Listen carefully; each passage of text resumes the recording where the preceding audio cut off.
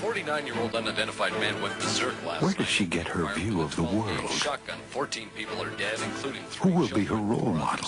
Never been a better time to buy. What values will she have? Whose child is she? Yours or the network's?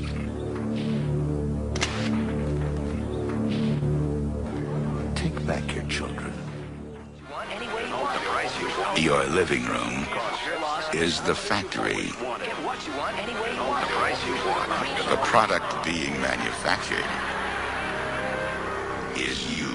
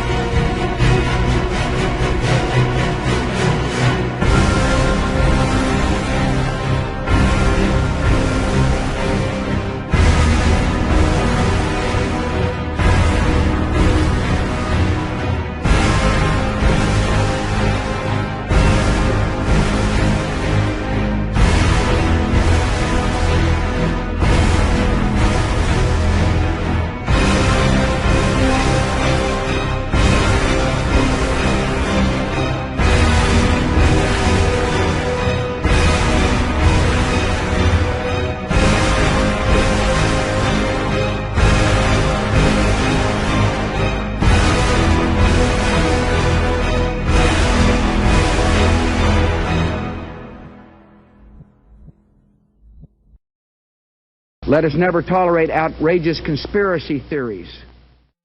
6,919,377,000 of us live on this tiny planet, and only a few of us can see the connections. The patterns, mathematical in design, are hidden in plain sight. Just have to know where to look. As the world moves further, day by day, month by month, and year to year, there are events unfolding all according to a master plan, or the Great Work, as it's referred to in many occult practices, such as Hermeticism, Freemasonry, and Thelemic mysticism. It is also referred to as the magnum opus, which can be literally defined as being the Creator's best work, or masterpiece. It is quite surprising that a majority of the public are still unaware of this fact, and it is equally as surprising that many people still do not believe that there are secret societies and organizations that carry out their practices and beliefs behind closed doors, away from public scrutiny. It is quite common that when someone mentions the words Illuminati, New World Order, Freemasons, and Bilderbergers, they are automatically assumed to be a conspiracy theorist or a Mad Hatter, and are not taken seriously. This is in part due to the fact that many people are still unaware about these groups' presence and influence on the world, and perhaps psychologically it is because it instills hopelessness, despair, and fear within them. Instinctively, when a normal individual is presented in a threatening situation, they must remove themselves from the problem to avoid it from inflicting harm upon them. An example of this can be understood in the event of a shark on a beach. Once the person is aware of the danger, they do not enter the water to avoid being bit by the shark. It is for this exact reason we also look both ways before crossing the road. In order to defeat a problem, we have to first understand the problem, and then we are able to overcome it. It takes the initial knowledge or enlightening to be able to surpass any problem we face in our lives. However, it is quite saddening and unfortunate that many people would rather stay in the water or lay down on the railway tracks while a train is approaching when it comes to dealing with the corruption of our lives, planet, and nearly all aspects of nature as we know it in today's day and age. This documentary was made in an attempt to remove the blindfold and make the viewer aware of the problems we face as a society, and to explain the history of this corruption and provide key points and information which is encouraged to be studied further. Knowledge is very powerful, and is an effective tool used to conquer all struggles which have happened and will happen throughout history. It's time to stare into the eyes of the Illuminati.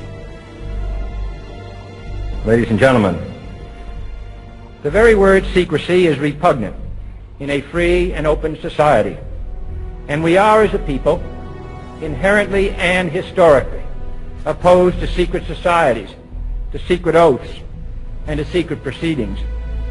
We decided long ago that the dangers of excessive and unwarranted concealment of pertinent facts far outweighed the dangers which are cited to justify it.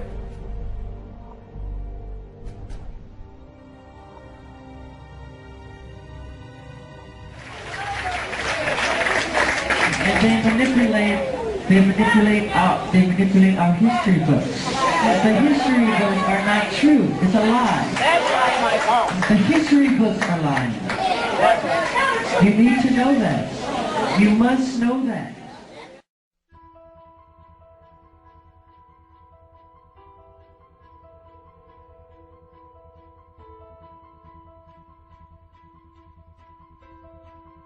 August 16th, you get a visit from some authorities. And who were these authorities?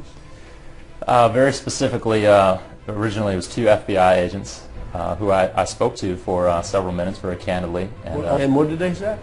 Well, they said they were concerned. Did they say, hey, we have a search warrant, sir? Oh, no, nothing of the sort. Sir, we have an arrest warrant. They said they were there just to talk. And the content of your conversation was your Facebook page? They mentioned it, yes. And so did you try to explain to them what you were doing?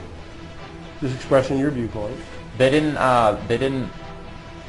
They seemed concerned, but they weren't very specific. So I felt like I had to draw it out of them. Okay, so you went into detail in your statement. At what point did they move forward to arrest you and put handcuffs on? Very specifically, 10 to 15 minutes into the conversation, the cops surrounded me and started trying to. Did that surprise you at that point? It did, absolutely.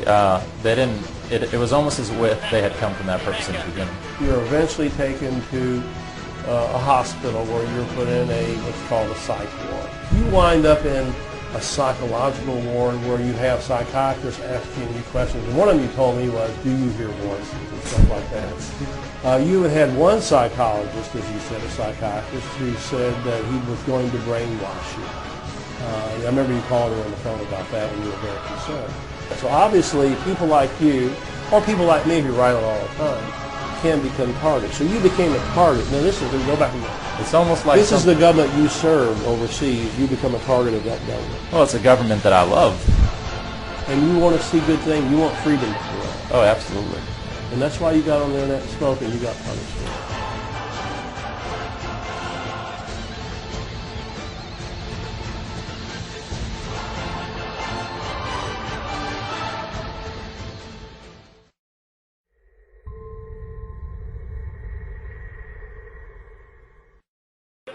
Y'all see that guy get tasered at John Kerry's speech on YouTube? Yeah. Did y'all hear what he asked John Kerry to get himself tasered? Did you hear the question? You didn't hear the question? He was like, is it not true, Senator Kerry, that you are a member of Skull and Crossbones, a secret society with George Bush? And Kerry was like, that's a very good question, and I'm going to answer that question.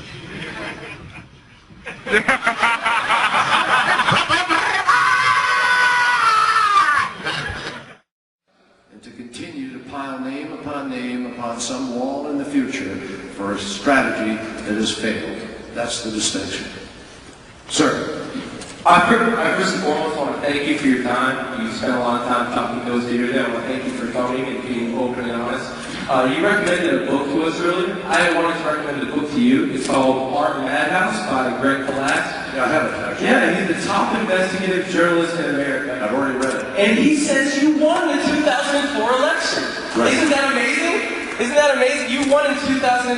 In fact, there were multiple reports on the day of the election of disenfranchisement of black voters in Florida and Ohio. I'll ask my question. Thank you very much. I'll ask my question. I'm going to preface it. He's been talking for 2 hours. I think I can have 2 minutes. Thank you. Thank you very much.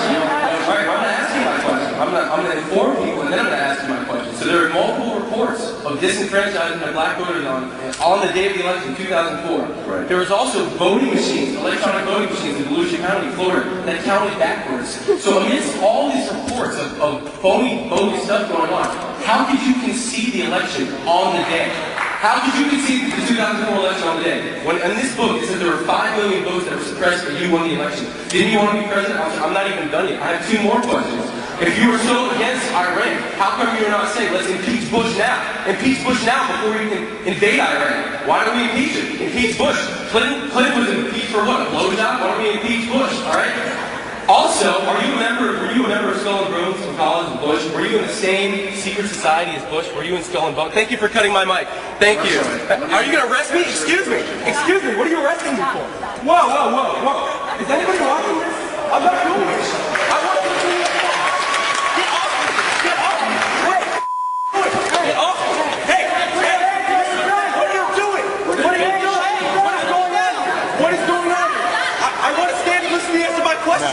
Why are you arresting me for asking? Help! Help! Help! Are you kidding?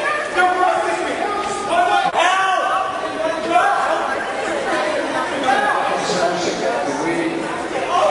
I didn't do anything. Help me! Help me! Help! They're arresting me. He's got a taser on his chest. I mean, this really is ridiculous. I didn't do anything. Tase me, bro. Don't tase me. I didn't do anything. Ow! Ow! Ow! Ow! Ow! Ow! Let me go. Let me go. Why are you doing that? Oh my God. Back up. Back up. Why? What did I do?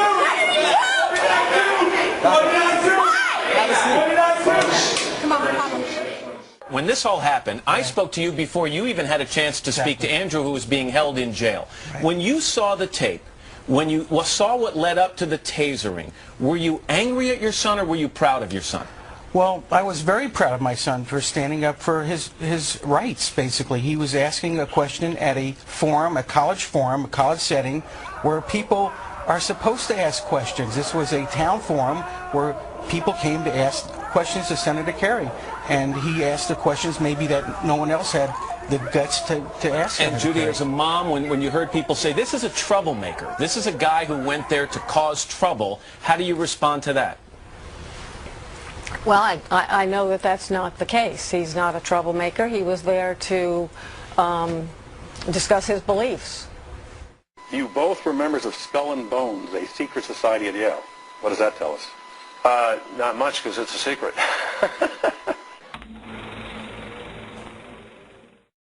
The history of our planet is the most epic tale that was ever written. The true history of our planet is also the saddest journey that one could ever experience, which is why it is hard for most people to want to understand the true problems that exist within our world.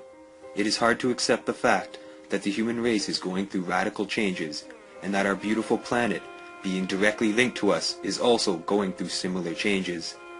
The energy of every human is connected with the life force of the living planet, and when a majority of human emotion is negative, so then too is the energy of the earth negative. The human psyche is affected from the stress of daily living, financial restraints, mass responsibility, and of course, fear, all adding to the soul of our planet Gaia. The modern way of living is designed to keep us down. In a day and age where families are lucky to spend 4 to 5 hours a day with each other, the world has drastically changed from a loving, family-based way of life into a selfish, punishing, individualistic struggle to maintain our basic necessities for living. Every human being is controlled by a government or political structure in a consumer-based society. Ever since the human race became social beings, there has been a hierarchy or order amongst various groups, and therefore we have essentially always been controlled by something other than our natural instinct. In primitive times, it was the elders, chiefs, and shamans who dominated the hierarchy, as their enlightenment or intelligence set them apart from the others in the tribe. This awareness and knowledge was kept secret, because to reveal it would be to give control to anyone that would possess it. Over time, as our species advanced, our intellect and measures of control also evolved, and secret societies like the Knights Templar and Babylonian mystery schools were created to maintain this enlightenment. In order to comprehend the vastness of this concept, we must look at it in a very basic but interesting way. This historical investigation can be seen as a puzzle. Once certain pieces are connected, we start to see the bigger picture. Just as a puzzle has X amount of pieces, each piece should be viewed as a question, and these questions will only fit together when the right questions are asked. The human mind in modern times is like that of a shattered puzzle, and because of the manipulation of news, history, and the control of the general public, it is extremely hard to figure out which questions to ask to be able to fit the pieces of the puzzle together. The word occult, when it is literally translated, means hidden, and the system is designed to confuse us so that we will never see what is truly happening in the world in which we live. The people who control this system are like the character of the Wizard of Oz, mostly unknown entities designing and controlling the world's activities through various systems and never revealing their true identities or intentions. Most people remain unaware of these people's identities or intentions due to their methods of maintaining their secrecy, and their influence on the masses of the world's population is completely astounding and overwhelming. It is nearly impossible to escape the effect of this power structure due to our need and dependency on the system they have created, and it is quite unfortunate that many people will never reach their full potential as human beings in this lifetime due to the psychological effects the system has bestowed upon them. Many of you may think that you are not influenced by this system, or you have taken steps to protect yourself from it, but nearly all people on planet Earth are the product of a pre-designed reality they are not able to escape from. A simple way to find out if you have been affected by it is by using basic mathematics. If you look at each day of your life in 24 hours like the planet already does, you can determine how much you are using your potential by splitting your day into pieces. Many people work jobs to support themselves and their families, or attend school so that as we grow older, we can get better paying jobs to support ourselves and our families. We can call this piece occupation, meaning that this time is occupied and designated to the maintaining of our life and to ensure we have the money to be able to afford the things we need to survive each day. The next piece we will call the ethereal, which represents the time we spend recharging our batteries during sleep so that we can maintain ourselves mentally and physically on a daily basis. The third piece we will call responsibility, which would be the time we spend either driving to work or school, eating to maintain hunger, brushing our teeth, showering, and generally taking care of ourselves while we are awake to ensure our health and general maintenance. The final piece of our equation would then be our potential piece, which represents the amount of time we have remaining each day to expand our potential by spending time with our families, independent learning, hobbies and leisure activities, and general free time to relax and be able to tap into our life on a personal, spiritual, and developmental level. The resulting percentage or number of hours left over is often quite low and is evidence that we are living in a very strange and constricting world where we are literally making a living. The unfortunate truth of the matter is, much of the time we spend living our lives is dedicated to basic survival, a struggle to maintain a source of income to pay for the absolute and bare minimal things we need to survive as human beings on this earth. These things are food, water, and appropriate shelter. Without those things, we would all die and our species would cease to exist. Furthermore, those basic necessities are often what consumes most of our paychecks, and along with the need for things like a card or transportation to work each day, communication so we have access to each other to maintain our progress, and other such important things to help our maintenance, many families all over the world are left with very little money left over to afford extras such as entertainment, vacations or travel, educational materials, and items for hobbies and personal interests. It is for this reason the music industry stopped selling albums, and movie stores and record stores are becoming a thing of the past.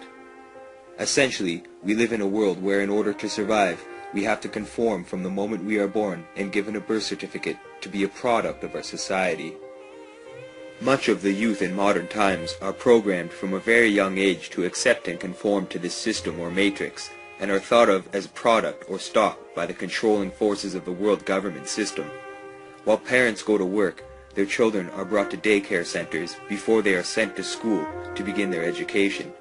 All of this time the parents are slowly getting more and more disconnected from their children and allowing a system to input its teachings, opinions, and control methods into play. Kids are brought to school and work starts very early in the morning to ensure that as we grow older, it is normal to wake up to an alarm clock every morning. This cuts off our connection to our subconscious and very important dream world, in which we will discuss further at a later time during this documentary. We are also taught that in order to get a job in a field that we would enjoy doing for large extended periods of time, we need to get specialized or post-secondary education, which costs us thousands of dollars and puts a large debt on everyone as soon as they complete their studies. This debt usually takes a long time to pay back at high interest rates, and students are often forced to take jobs that are not related to their studies. The cost for the initial education received is often quite large, and often a waste of money, time, and years of their lives, especially if they are not employed in the field or area of study. If a student changes their mind, it is also quite expensive to change their course or to continue education. The system is designed to ensure a majority of the public are ensnared within this vicious cycle. The struggle for survival, and essentially the concept of money itself, is the basis for much of the stress of people in the world. The stress on the human mind in modern times is much more than that of people of previous generations, because the system is designed to keep us in fear of the establishment. As we have seen time and time again, when someone does not adhere and rebels against their governments, they are often silenced or nullified using various methods and techniques. Celebrities are killed or humiliated through the media for speaking out against the establishment in order to diminish their power to make change for a better world. Mainstream media teaches us that we should spend our money on pointless objects, and the music we hear on the radio tells us to go to the bar and spend our money on sexual desires. The news reports the bad news first, and negative events are headlined to instill fear amongst the people that absorb the information. The energy of our emotions then affects the planet itself, which is why there is so much chaos and disruption happening in our world today. This is also part of their plan, to remove our rights and freedoms and maintain control and domination over the population. It has been shown that our emotions have a vibratory frequency to them. Furthermore, there are only two emotions that humankind experiences: fear and love. All other emotions branch either directly or indirectly from these two emotions. Fear has a long and slow frequency vibration to it, while love has a very rapid and high frequency.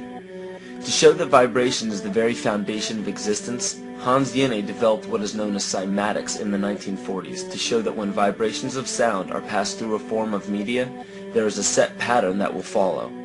When the frequency increases, the media develops into a more complex pattern. This is precisely what is happening to our Earth and to humanity. There are 64 possible codes of amino acids in our DNA structure made from 4 elements: carbon, oxygen, hydrogen, and nitrogen. By any means of logic, we should have all 64 codes activated within our DNA structure. Yet we presently only have 20 active codes. And of these 64 possibilities, it appears that only 20 of these codes are turned on right now for us, the 20 amino acids. There is a switch that turns off and turns on where those coding sites lie, and that the switch for that turning off and turning on is what we call emotion. And this is the first time that we've ever seen the patterns of emotion directly physically linked to human genetic material. Well, fear is a long, slow wave of emotion. So this wave of fear is a long, slow wave and touches relatively few sites on this DNA. So an individual living in fear is limited to the number of antenna that they have available to them, whereas an individual living in the pattern of love. This is love in DNA. You can see it's a higher frequency, shorter wavelength. We have many more potential sites for coding along that genetic pattern. This information, this is amazing. This is the first time we've ever had a hard digital link between emotion and genetics. It's consciousness. And there's an ocean of pure, vibrant consciousness inside each one of us. And it's right at the source and base of mind, right at the source of thought, and it's also at the source of all matter. And Maharishi Mahesh Yogi teaches a technique called transcendental meditation. It's a simple, easy, effortless technique, yet supremely profound, that allows any human being to dive within, experiencing subtler levels of mind and intellect, and transcend and experience this ocean of pure consciousness. The mind is deep like a lake. The ripples on the surface represent the conscious mind, the activity of the mind on the surface. And the whole depth of the lake is silent. And that is the subconscious mind, which is not used by the waves. But if the waves could deepen and incorporate more silent levels of the water, the waves could become the waves of the ocean, the mighty waves. This is what happens in transcendental meditation. The surface activity of the conscious mind deepens and incorporates within its fold the depth of the subconscious. And with practice, nothing remains subconscious. The whole subconscious becomes conscious, and a man starts using full potential of the mind. Memory, sometimes we may not remember. Just like this child, he may not have memory when he was very small, but you have got memory. When he was a small child, you are doing something, or something. He was playing with some cats and dogs, but he does not remember that. But you remember it. So, simply because he has forgotten, does that mean that the incidences are not present? So this argument is not very strong, because I cannot remember. You do not remember so many things.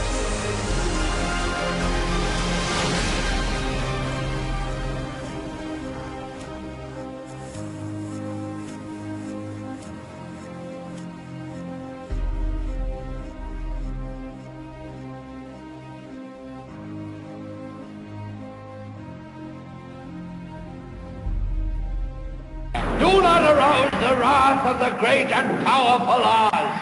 I said come back tomorrow. If you are really great and powerful, you keep your promises. Do you presume to criticize the great Oz? You ungrateful creatures think yourselves lucky that I'm giving you audience tomorrow instead of 20 years from now. Oh, the great Oz has spoken. Oh, pay no attention to that man behind the curtain. The great Oz has spoken. Who are you? Oh, I am the great and powerful Wizard of Oz. You are? I don't believe you. No, I'm afraid it's true. There's no other wizard except me. You humbug! Yes, it's exactly so. I'm a humbug. Oh, you're a very bad man.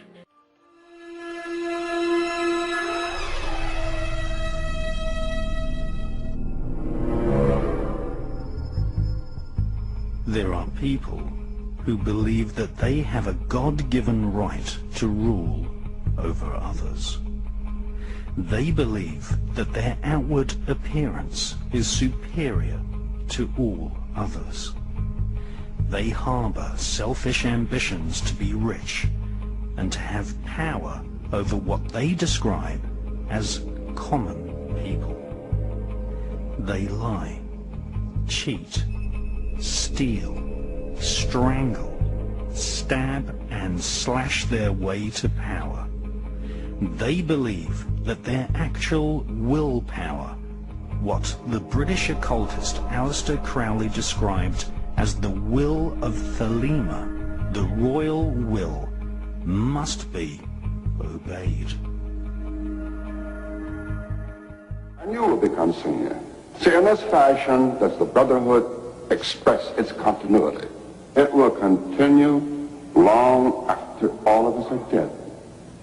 But that continuity depends upon one thing: obedience. Absolute obedience.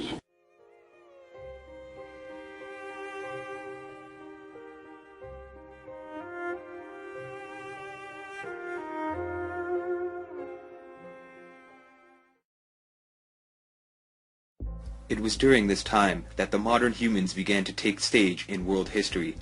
Early hominid species such as the Paranthropus and Homo erectus have been discovered in fossilic records, and it was during the lower Paleolithic period that they eventually disappeared, leaving the only fossilized records found belonging to the Homo erectus, an early form of bipedal or upright man.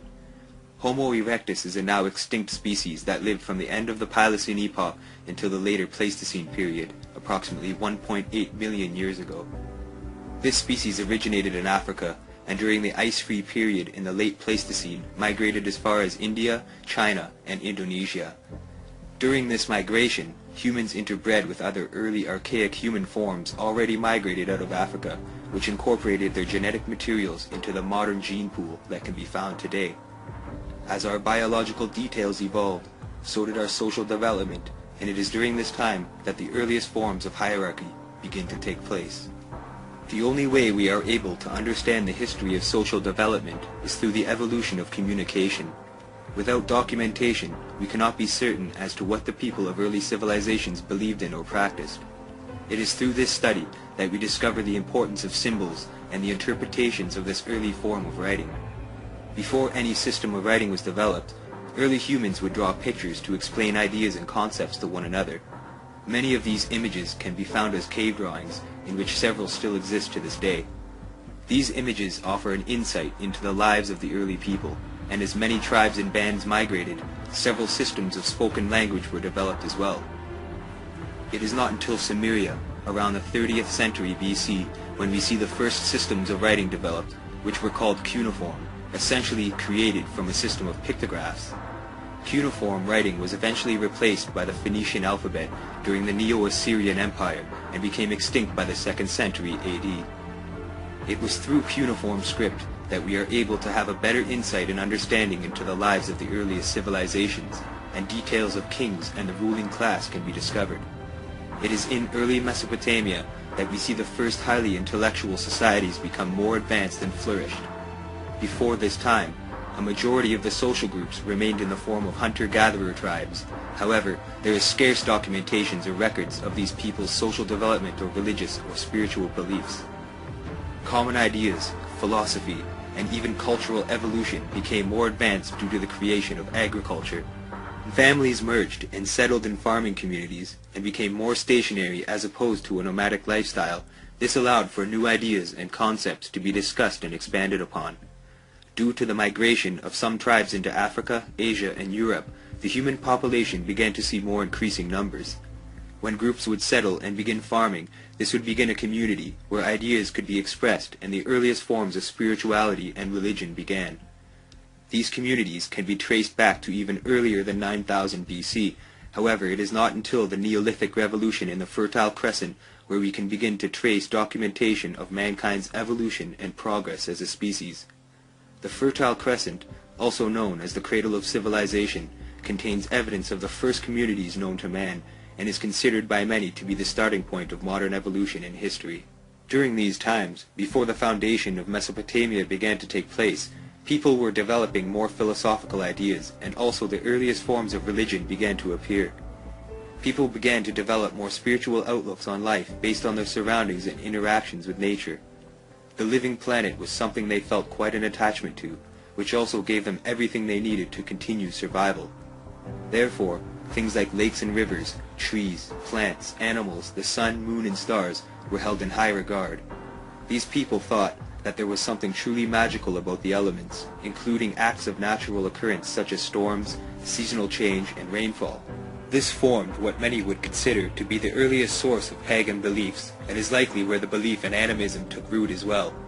Animism is the belief that all things found on Earth, including trees, rivers, and even rocks and mountains, contain energy, or a soul, and that all things on the planet are connected and dependent on one another.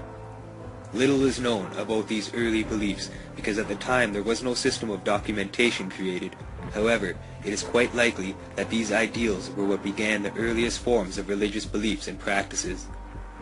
Much of what might be referred to as religious belief was caused by mankind's natural intuitions to discover the world and make sense of things from a rational or scientific viewpoint. Things that could not be explained at the time, such as miracles, natural and supernatural phenomenon, and cosmic observations must have been seen as extraordinary or out of this world, and therefore the belief of there being a higher supreme being or creator became something that was widely accepted. It was likely the healers, shamans, chiefs, prophets, and soothsayers that passed down these early beliefs, which eventually developed into more complex systems of spirituality, and the worship of gods became more apparent and prominent. As agricultural communities continued to expand, and larger centers of civilization began to appear, the discussion of these beliefs became more widespread, and temples of worship began to show up throughout history. It is in Mesopotamia, dating back to 5400 BC, when we see common religious beliefs being practiced, and it is also where we discover the first systems of writing and cuneiform being used. These records and civilizations predate even Egypt in their antiquity. Mesopotamia is also the first place which kept records of their kings and rulers, just as in Egypt, which can be found in their hieroglyphs. It is through these records where we may begin to uncover the history of control, domination, and often corruption by the hands of the rulers of ancient kingdoms. Through warfare, many of these kingdoms expanded geographically and maintained control over the population. This method of expansion and domination is not so different from today's government systems. Every religion was created to guide the select groups of the masses. This entire system is like the Brave New World, where you have members of different ranks doing their job, from the highest class to the lowest class. Albert Pike, Grand Commander of the Scottish Rite of Freemasonry, Confederate military officer of the Civil War, on page 105 of Morals and Dogma, states the following: Masonry, like all religions, all the mysteries, Hermeticism and alchemy, conceals its secrets from all except the adepts and sages, or the elect, and uses false explanations and misinterpretations of its symbols to mislead those who deserve to be misled, to conceal the truth which it calls light from them, and draw to them away from it. Truth is not for those who are unworthy or unable to receive it, or would pervert it. So God himself incapacitates many men by color blindness to distinguish colors, and leads the masses away from the highest truth, giving them the power to attain only so much of it as it is profitable for them to know. Every age has had a religion suited to its capacity. Upon further analysis into the origin of religious belief, we can confirm that indeed the first deities and gods to be worshipped were all based from nature and its terrestrial forces. As we follow the course of religious evolution, many of the earliest beliefs were expanded upon and became more and more complex. An example of this can be found in the instance of Sumerian beliefs spreading and influencing Akkadian, Babylonian, and Assyrian religious systems. In many cases, gods' names were kept the same, or a name was changed, but the attributes of the entity remained the same. Much of today's occult practice is based from these earliest forms of deity or god worship. One of the oldest city-states in the world, and likely the birthplace of organized religion, is the city of Eridu, which dates back to 5400 BC, and was founded in Syria in what is now Tel Abu Sharin in modern-day Iraq. According to the Sumerian king list, Eridu was named the first city of kingship, predating the Egyptian pharaoh list. Just as in the Bible, the lifespan of humans is separated by a great flood in what is known as the Sumerian deluge myth. In the beginning, humans lived far longer lives than what the average life expectancy is of modern humans. This is because some of the earliest deities or kings were demigods, or part human and part god. Many early religions share this belief, and as time passed, new religious tales were created, expanding from the earliest forms of spirituality created and known to mankind. According to the Sumerian king list, Eridu was founded by the god Enki, who was believed to have come from the Abzu, or the deep ocean, which was an aquifer from where all life on earth began. An Abzu, in Sumerian mythology, was the name for the temple of Enki in the city of Eridu. It was also known as the House of Cosmic Waters. Later, in Assyrian and Babylonian temples, tanks which held holy water were also called Abzu. These were similar to the more modern washing pools found in Islamic mosques or baptismal water in Christian churches. The Sumerian belief system was later expanded on by the Babylonians, and in their story of creation, known as the ILLUMINATI, names two original gods, Abzu, the god of fresh water, and Tiamat, the goddess of oceanic salt water. Just as scientific explanation depicts, all life came from the sea. These two gods had several offspring, including Ea, father of Marduk, who the Babylonians thought to be the supreme deity, and was likely personified based off the Sumerian sun god Utu.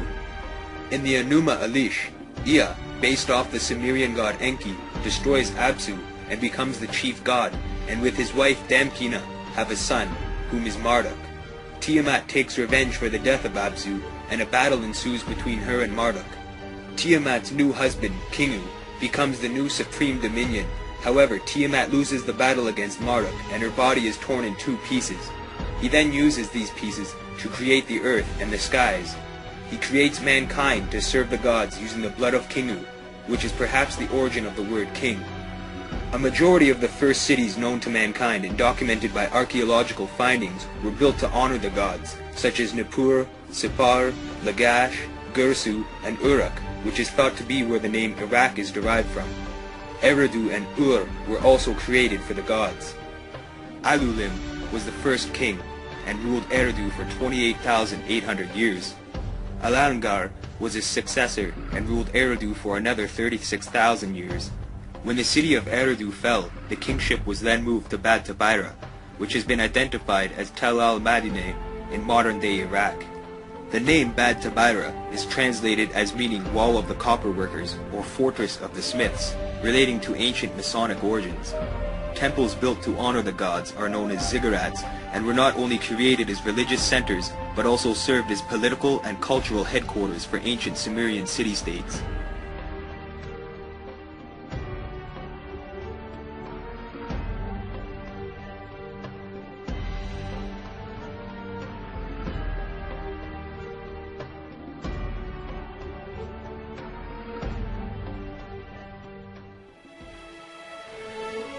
The archaeological excavations that year have been successful, as you will find out once you arrive and you see the discoveries for yourself. I'm not even going to attempt to describe what has been found within the ruins of Ur. Your mission will be to enter Ur and to help catalog and protect what the archaeologists have found. If I go to the ziggurat of Ur, this ancient land here. So here we have Ari Air Base, and it's an airport, military airport. The United States has taken it over since the first Gulf War in Iraq, and all of the town of Ur is what is contained inside. It's American run now. It's been American run since the first George Bush Gulf War. And it was attacked heavily then. They really fought for it during the first Gulf War. It was heavily damaged and stuff. And so they are fighting hard for it. So there must be something. And this is in the middle of nowhere. This is all alone. There isn't anything built near it that's modern. This is in the middle of a desert. It's a giant old structure that's 4,000 years old. It's as if it would be similar to us like putting, going to Egypt and then conquering the pyramids or something. There is our ziggurat from space. Point. Isn't she beautiful? Now, her neighbor over here. Here it is. This is the house of Abraham. See how defined it is? How you could see this clearer than anything else? It's a view from the sky. It's been painted white so that you can see it. It's been preserved very well. It looks like it's got some kind of. It's different than everything else. I mean, this thing is so defined. When you look at this map, it stands out insanely. Like, look at the rest of these structures. Nothing. But the house of Abraham still stands. I mean, it stands beautifully, too. It's all arches. It's an incredible mansion. It just doesn't have a ceiling, the roof anymore. Everything else is intact. Who cares? So Abraham would have grown up looking at this ziggurat his whole life. He would have been aware of this, all of this stuff. So it's an interesting, this is where all of everything, like Semite history and pre-Semite history goes on. This is where all religion is born on planet Earth, and our military has conquered it.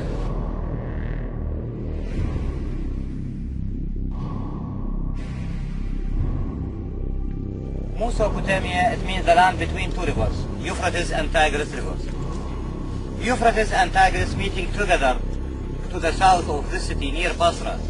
They called that city Gurne, and they thought their garden of Eden and also their big tree, they called it Adam tree.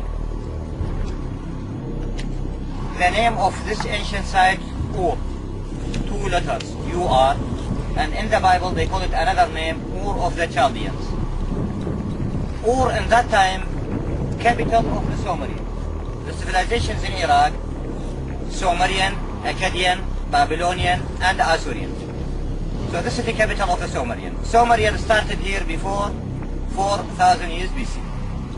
But Sumerian civilization important because the oldest civilization, and Sumerian putting the basis of many things in the world, like the beginning of the writing. The first letters of the writing in the world started during the time of the Sumerian, and the kind of that writing called iconographic writing.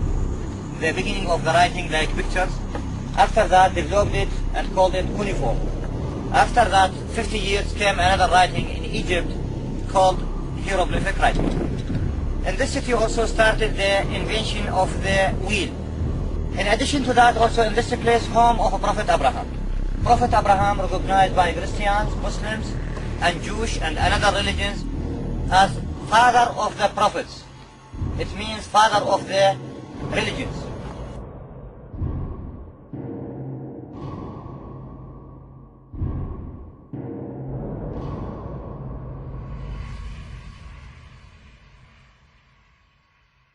And typically where lines cross, where you have more than one line intersecting, temples were often built. These are called conductivity discontinuities, which sounds highly technical, but it's merely the place where one area of ground that has a good ability to conduct electricity meets another area of ground that has a lesser ability to conduct these natural electric currents. The Chinese had the same tradition. They called them dragon lines. It was illegal for a commoner to be buried on such a line. A king had to be buried on such a line. They put palaces there. There's a whole series of sacred sites that are always built on lines like this. This strip that stretches from Easter Island to Giza is actually part of a 25,000-mile long circle.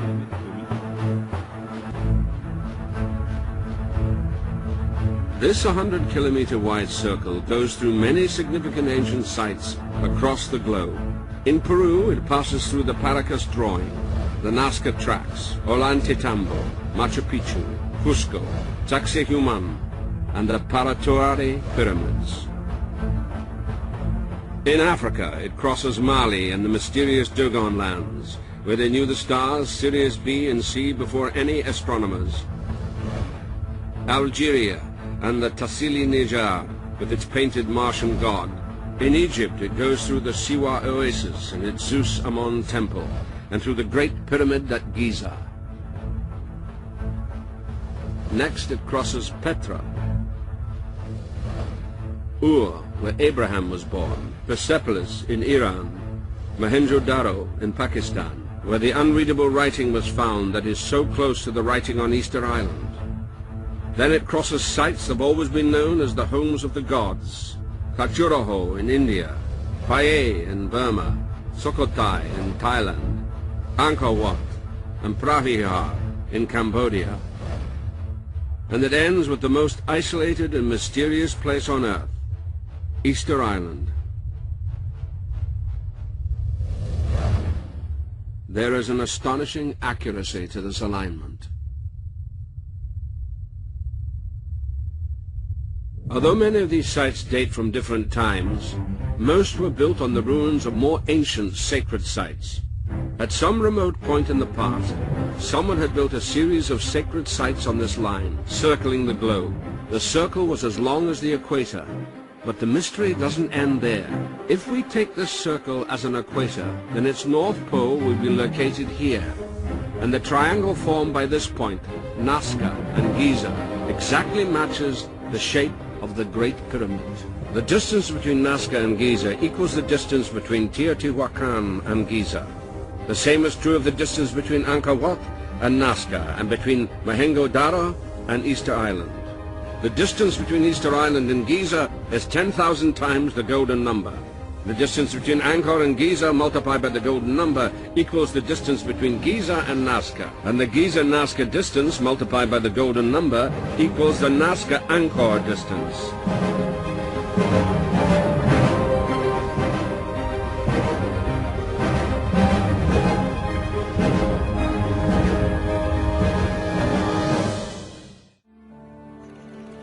In 1859, an Englishman, John Taylor, discovered if you divided this dimension by this one, you got pi, the mathematical formula.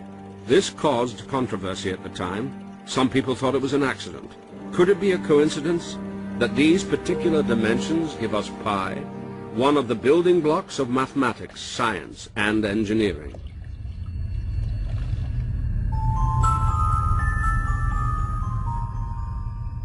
I asked my anonymous Egyptian researcher if he could explain why these dimensions were significant. Because the half perimeter is the biggest horizontal visible dimension, and its height is the biggest vertical invisible dimension.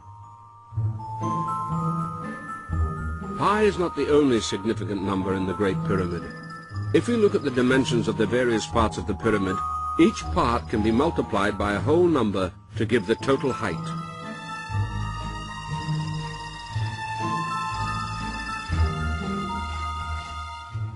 The surface of the four sides divided by the surface of the base equals the famous golden number, one of the key principles of aesthetics and design.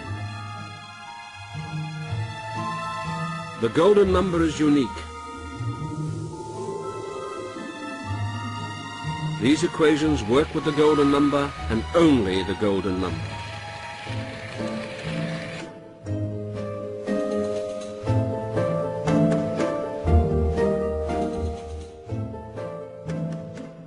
The golden number occurs all over the natural world, in the shapes of plants, in astrology, in the proportions of the human form, in the proportions of great art.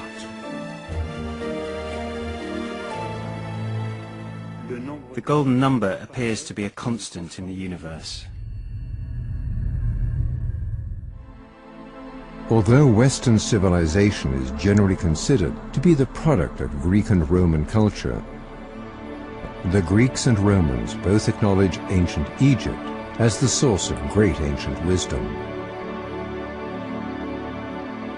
A mysterious land of riddles whose secrets were considered the highest prize to some of the greatest minds in history. Egypt was known to the ancient world as a repository of high knowledge and magical practices. These universal secrets were contained and kept alive in the mystery schools. The teachings and magical ability they imparted were held in the highest secrecy and reverence. Entrance to the temples that held the secrets was tightly restricted. They were the domain of royalty, priests, and privileged initiates.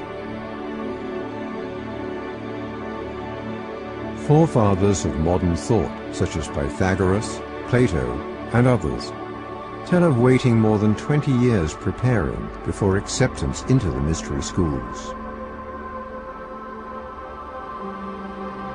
The secret teachings were known as esoteric or occult or symbolist teachings and were held to contain the secrets of the universe and the keys to great magic. Those who were allowed to receive the mysteries often went on to join a who's who of historical movers and shakers. Pythagoras, Plato, Aristotle, Galileo, Copernicus, Da Vinci, Kepler, Isaac Newton, Napoleon. They were rewarded for their pursuit of the ancient wisdom with not just knowledge, but a new way of thinking that allowed them to write their names in human history. For its time, Egypt led the race in terms of technology, agriculture, philosophy, and spirituality. Although their belief system was developed from earlier forms of religion, it was Egyptian beliefs that inspired several common religious systems that can be found today. It is also in Egypt that we find a detailed king list and tombs of several pharaohs and rulers. Similar to the Sumerian list, it is said that 8 god kings ruled Egypt. These gods were named Ptah, Ra, Sosis, Geb, Osiris, Set, Horus, Thoth, and Maat. These gods were followed by differing sets of semi-rulers or demigods. Some of these demigods were Ezekiel, Kaya, Tiyu, Fesh, and Neheb of Lower Egypt during the early dynastic period. There is also Irihor, Ka, and Narmer of Upper Egypt. Narmer unified Upper and Lower Egypt, creating what is referred to as the dynastic period, or the first dynasties. It is believed that Narmer ruled the first dynasty around 3100 BC. The first known historical record and document found from Egypt is known as the Narmer Palette. Throughout its early history, Egyptians worshipped gods that were linked to elements of nature such as the sun, moon, and animals. It was not until Amenhotep IV, also known as Akhenaten, when monotheism was introduced. Monotheism is the belief that a single god or supreme being, such as Christianity, Catholicism, and Islamic beliefs. Akhenaten was also the first known religious persecutor, killing those who opposed his beliefs and attempting to abolish all other religious systems. His son became a very well-known king in Egypt, Tutankhamun, and took the throne of Egypt when he was just 9 years old. Upon taking the throne, he restored classical Egyptian beliefs. Through DNA evidence, it has been proven that Tutankhamun was the product of an incestual relationship between his father Akhenaten and one of his sisters. This was common during those times, to keep the power and accumulated wealth within the family. Later we will discover that this incestuous lineage is still practiced among world rulers today. Evidence that these people will stop at nothing to maintain their control and ensure it is kept throughout the course of history. Egyptian belief and lifestyle has influenced many succeeding cultures and religions, and continues to influence several aspects of life in modern times. In 30 BC, Egypt became a province of the Roman Empire, and the ancient Egyptian knowledge was adapted and passed along with it. This transmitted through the popes of Rome and the Vatican Empire. Scepters, staves, crowns, and several other items were adapted from Egyptian royalty, and just as the Egyptians, Jubilee ceremonies are celebrated by modern kings and queens. In 2012, the Queen of the Commonwealth realms, Elizabeth II, celebrated her Diamond Jubilee, symbolizing 60 years of reign as queen. Egyptians also celebrated jubilees for their rulers. Queen Elizabeth II is also the supreme governor of the Church of England. Christianity is the most practiced religion in the world, having 2.1 billion followers, accounting for 33% of the world's total population. Christianity has many denominations or subsets, such as Catholicism, Protestant, Evangelical, Gnostic, Anglican, Mormon, and Orthodox, as well as many others. Followers of Christianity believe in the life of Jesus Christ. About 60% of Christians are Catholics, and as we all know, the power of the Catholic Church resides at the Vatican in Rome. An obelisk also once resided at the Vatican before it was moved to St. Peter's Square. A total of 8 known ancient Egyptian obelisks were taken out of Egypt after the Roman conquest and brought to Rome. The obelisk at St. Peter's Square contains the seal of the House of Chigi. The word pharaoh comes from the word pra, which means great house or royal house. Other important obelisks can be found in London, England, and the Washington Monument in D.C. The London obelisk is part of a set of 3 obelisks called Cleopatra's Needle. The other 2 can be found in Paris and New York City. The obelisk always appears above a body of water, so that its reflection may be cast upon it. The obelisk represents the phallus, or male, whereas the body of water represents the female, or the womb. Humans are raised in water while they are in their mother's womb, and therefore the obelisks represent the bloodline or descendants. Cleopatra's Needle likely received its name because of this, and maintaining royal power is something that is of the utmost importance to the ruling classes found not only in ancient but modern times as well. In 2004, Canadian author Tom Harper released a book entitled The Pagan Christ, which influenced the first Zeitgeist documentary in 2007. Harper's book explains the strikingly similar details between Egyptian and Christian beliefs. It would appear that the story of Jesus Christ stems from the story of the Egyptian god Horus. Both were born from a virgin mother, both were royal descendants, and their births were announced by angels. Both performed miracles and walked on water, and both were crucified and accompanied by 2 thieves, and resurrected after 3 days. The foster father of Horus was Seb, or Seth, and the foster father of Jesus was Joseph. Herod attempted to kill the infant Horus, while Herod slaughtered every firstborn to try and kill Jesus.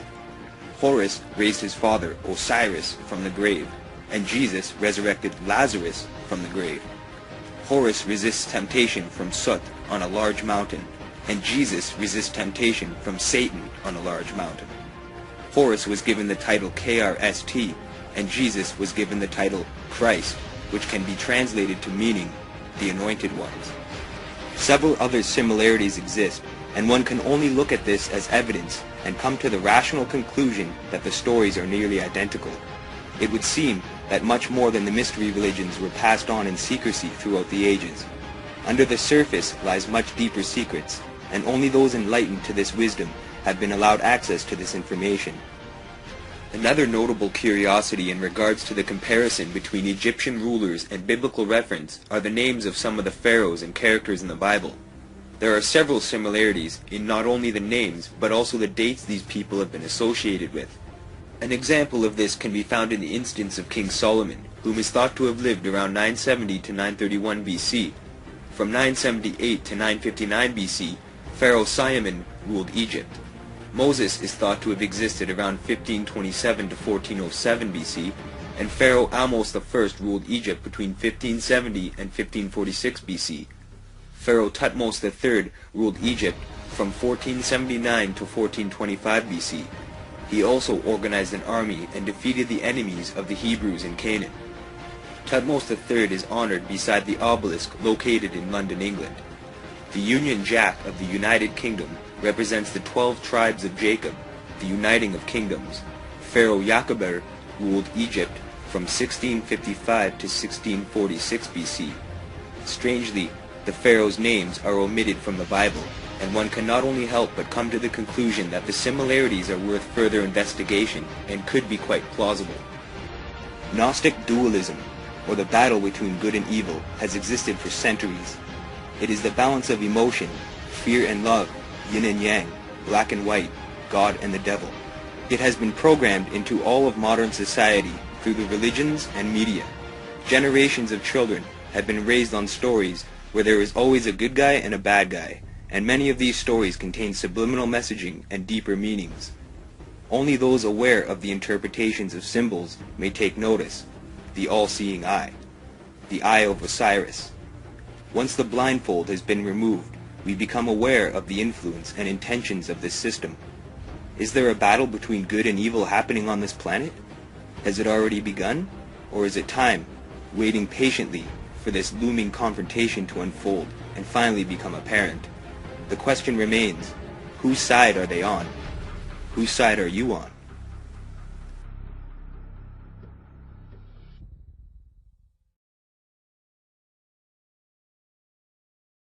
The secret is simply the fact that certain of their members worship Lucifer, and that they keep that secret from the overwhelming majority of their own members, and certainly the public is never to know this fact if they can help it. And the evidence to support that conclusion is ample, but only to one who cares enough to look for it. The problem with most people is they don't care enough to look for anything. So why the secrecy? The secrecy is because, folks, the real secret of Mystery Babylon is how to control everyone else. And if they reveal these secrets, they won't have the control, for it'll be in the hands of everyone. That is the greatest secret of the secret societies. And I can tell you now that most of us have been living in fantasy land for all of our lives. We don't even know anything near what the truth of any matter is. We must begin an honest search. Now Osiris has as a symbol an eye. And that eye, of course, is the sun. And this eye represents the son of the underworld. Quote, the arcana, defined as being a secret or hidden knowledge of the ancient mysteries, were never revealed to the profane, defined as those not initiated into the inner mysteries, except through the media of symbols. You're going to find, folks, that symbols mean more than you will ever begin to understand unless you waded deep into the stream of the Mystery Babylon, as I have.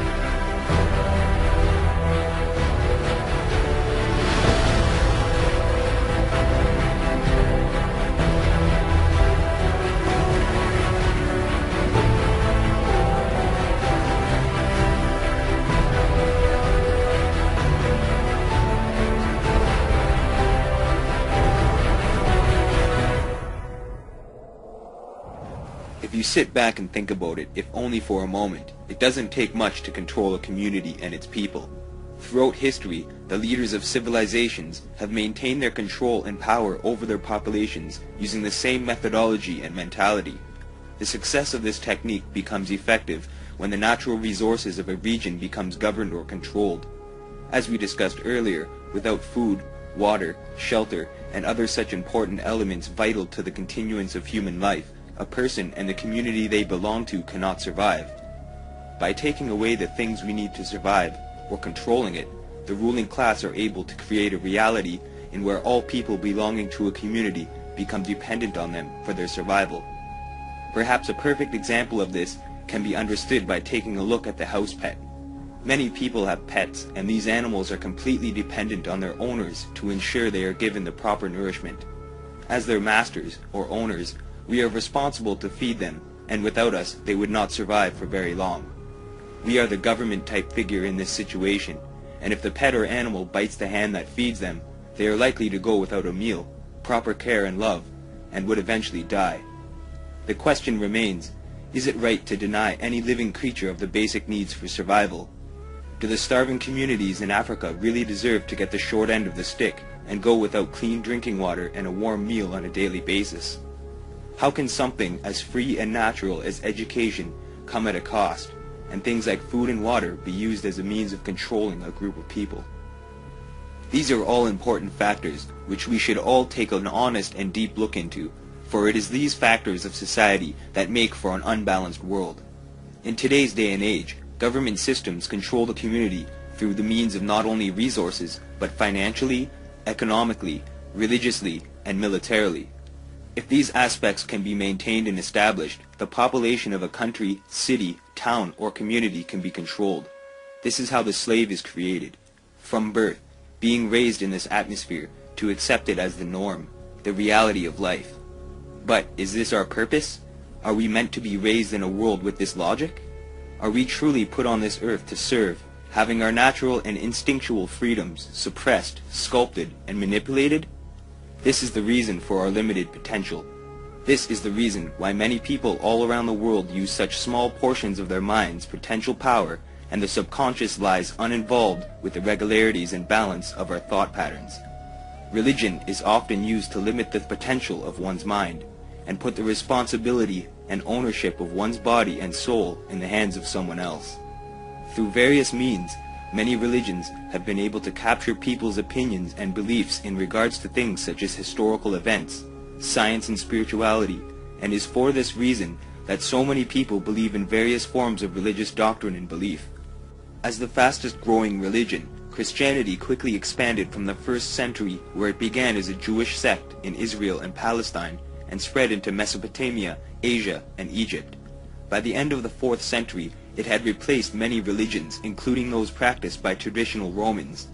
During this time, much of Europe was converted to Christianity, and kings and rulers implemented this system of ideology into their regions of ownership. It was by means of a combination of military power, religion, and the control of resources that kingdoms expanded. Battles were fought and empires spread to all corners of the earth in what can be referred to as a real-life game of risk. It was during the Age of Discovery, in the year 1455, when a document was written by Pope Nicholas V called the Romanus Pontifex. This document was given to King Alfonso V of Portugal and declared that all lands discovered and or conquered belonged to the Crown of Portugal.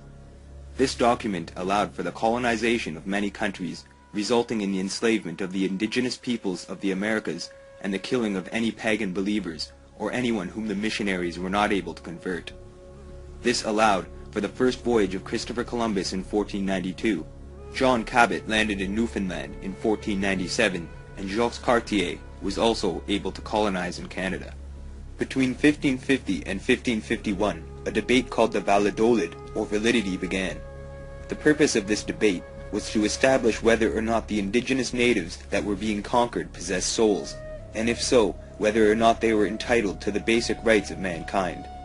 Not long after, Iberian claims were challenged by other European powers, mainly England, France, and the Netherlands, and the school of Salamanca legitimized conquest. This in turn limited the absolute power of the sovereign under the notion of the divine right of kings. Essentially, this resulted in the indigenous peoples having no say and no freedoms over the European monarchies. It was due to these laws that allowed for some of the earliest and largest genocides in human history. In 1697, the Mayans were defeated by the Spanish in the conquest of Yucatan.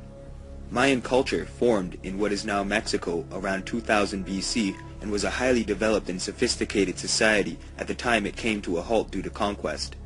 It is thought that the first native peoples to enter North America arrived between 30,000 and 11,000 BC. This is a large gap in time, however it is certain that by the time of colonization there were a large amount of civilizations and tribes in North America. These early settlers crossed a stretch of land in Beringia called the Bering Land Bridge.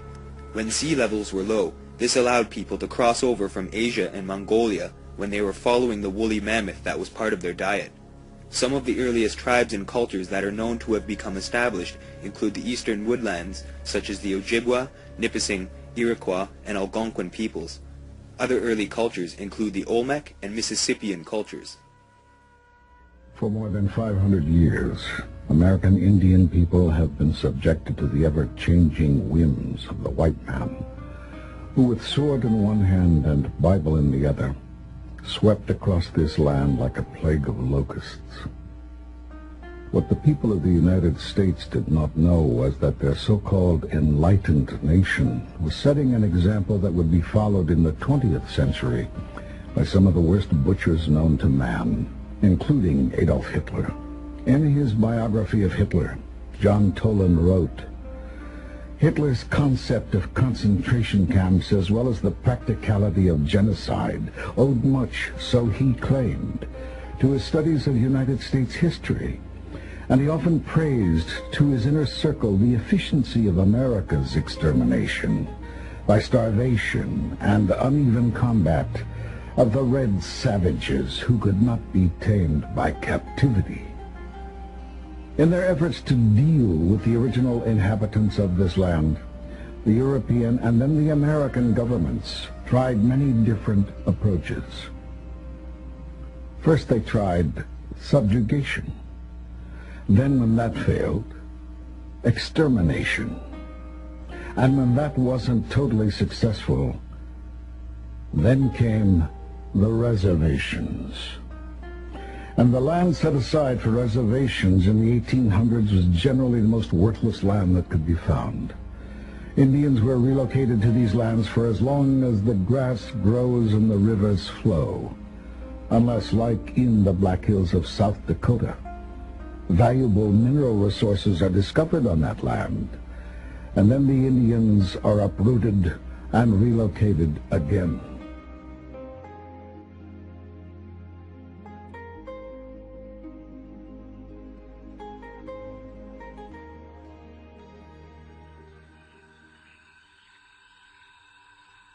The 13 colonies of British North America were founded between the years 1607 with the establishment of Virginia and 1733 with the colony of Georgia.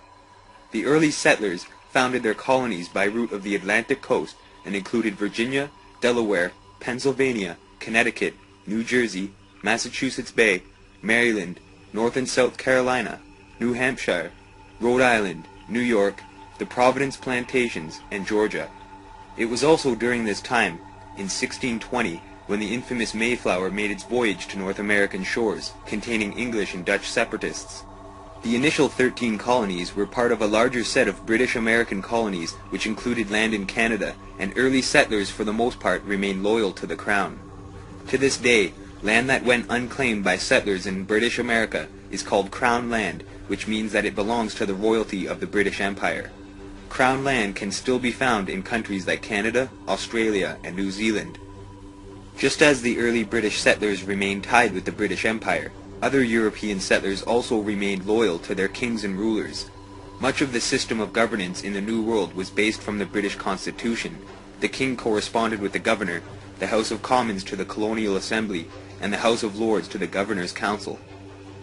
The codes of law followed by America's early inhabitants were drawn from English law. English common law is still practiced in Canada and most of the United States, and the face of royalty, which can still be found on Canadian currency, reminds us of the success of British conquest. The Queen's face appears on the largest number of various currencies in our planet's history. In 1765, when British Parliament asserted its authority to implement taxes, a series of American protests began, which in turn led directly to the American Revolution. To oppose these taxes, members of the Freemasons and Boston Tea Party dumped British tea into Boston Harbor because it contained a hidden tax that Americans refused to pay. The American Revolution began because of the dispute between political ideas and representation, republicanism, and several other politically motivated reasonings. It was not until 1776 when the 13 colonies declared independence as the United States of America during the reign of King George III. Several wars were fought during America's early European expansion, including one of the first global military wars, the 7 Years' War, between 1756 and 1763. This battle of risk involved the majority of the great powers at the time, including Britain in personal union with the House of Hanover from Germany and France, or the Bourbons. The conflict occurred because of conflicting interests in their colonial and trade empires. For the most part, Britain dominated. However, it would not be the last war fought for the sake of colonization. European intellects also made their voyage into the New World, or as it's referred to in Freemasonry, the New Atlantis. Many of these intellectuals followed beliefs such as the Enlightenment, also known as the Age of Enlightenment or the Age of Reason. The Enlightenment is a cultural movement which began in 18th century Europe and made its way to the American colonies. Its purpose is to reform society using reason and advanced knowledge through science, as opposed to things such as superstition, revelation, religious traditions, and faith. It is essentially the anti-religion, which influenced the establishment of many secret societies and modern religions, such as the Bavarian Illuminati, Scientology, and Satanism. The political ideals of the Enlightenment influenced the Declaration of Independence, the U.S. Bill of Rights, the French Declaration of Rights, and the Polish Constitution of May 3, 1791, and also had a major influence on the Freemasons or Founding Fathers of the United States. Masons such as Francis Bacon, Benjamin Franklin, Thomas Jefferson, and George Washington followed the beliefs set out by the Enlightenment. This influence has had a major impact on modern society and has helped maintain the control of the ruling class over the common people. The founding of America allowed for a society to be built anew, a fresh start, and also provided for an additional center of power that was outside of Europe. This was of utmost importance for the Crown of England, which is why they fought so hard to maintain their influence and control over the developing population in America. Although the country declared independence in 1776, the upper class and those tied to the European monarchs were still able to maintain their control and did so in the same fashion as was used throughout history, to control the country religiously, economically, and militarily. The United States became the third center of absolute power in the world in relation to European royalty. These three central kingdoms of power are controlled religiously through the Vatican City in Rome, financially and politically through London City in England, through the Crown, and militarily and scientifically through Washington in the District of Columbia. All three of these places are privately owned corporations or city-states and have their own set of laws and constitutions. They also maintain their own courts and police, and their continuance and control of absolute power is of highest priority to the ruling class of today. The private corporate city-state of London was established in 1694 by King William III of Orange, whom also was responsible for privatizing the Bank of England. It is now the global financial center, along with Wall Street, pays no taxes, and houses worldwide English Freemasonry. It is the effectiveness of these three power structures which has allowed for the control of the world in which we live today. It has allowed the world to become what it is, a struggle to survive, upper and lower class, divisions, opinions, corporations, war and conflict, enslavement, the manipulation of media, but most importantly, it is the power structure that has shaped our history and is the reason our children will grow up in an unbalanced world. Let me tell you why you're here. You're here because you know something. What you know you can't explain, but you feel it. You felt it your entire life, that there's something wrong in the world. You don't know what it is, but it's there, like a splinter in your mind, driving you mad. It is this feeling that has brought you to me. Do you know what I'm talking about?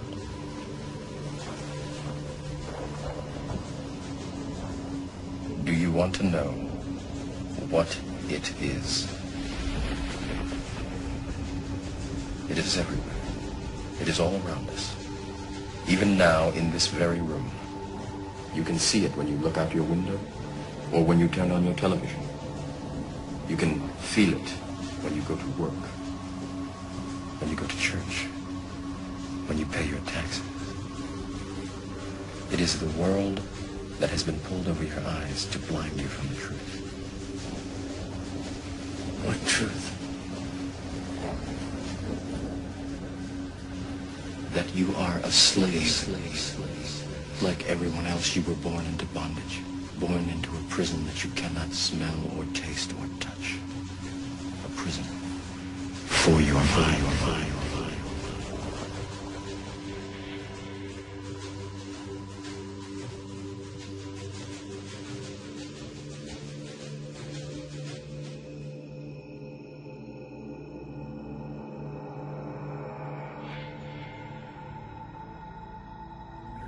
The Order of the Quest, Freemasonry, the Ancient Order of the Rose and Cross, the Knights Templar, the Sovereign and Military Order of the Knights of Malta, the Order of St. John of Jerusalem, the Priory de Sion, the Thule Society, or sometimes known as the Thule Society, the Order, the Skull and Bones, the Russell Trust, the Jason Society, the Scroll and Key, the Illuminati, and I could go on and on and on and on.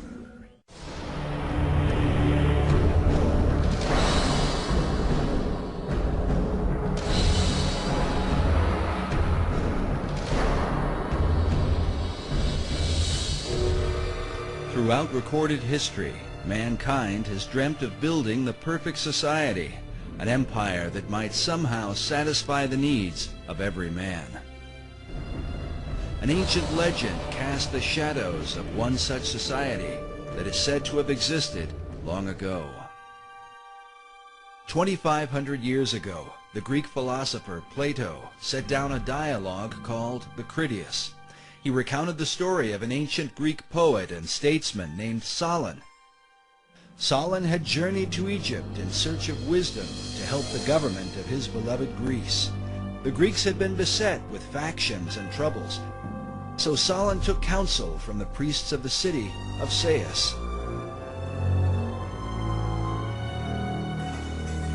An old priest told him, "O Solon, Solon, you Greeks are never anything but children.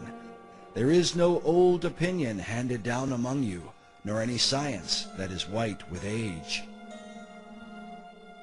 The old priest then proceeded to tell him the story of the lost city of Atlantis. In the centuries that would follow, scholars and researchers have debated whether Plato's Atlantis was intended to be an account of real history or simply an allegorical myth.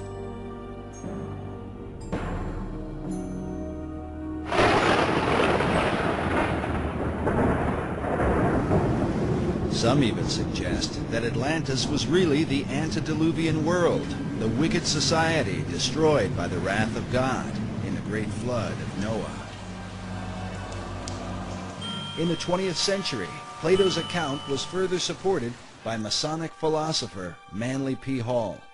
Hall claimed that Atlantis had once been a vast and mighty empire that extended to the whole world, a philosophic commonwealth of nations that one day was destined to be rebuilt. But who would rebuild it? And exactly who was Manly P. Hall? Manly P. Hall was probably the most highly esteemed occultist and Freemason of the 20th century. Hall authored over 200 books and is said to have given some 8,000 lectures on ancient philosophy. He is perhaps most remembered for his contribution to the mysterious Brotherhood of Masonry.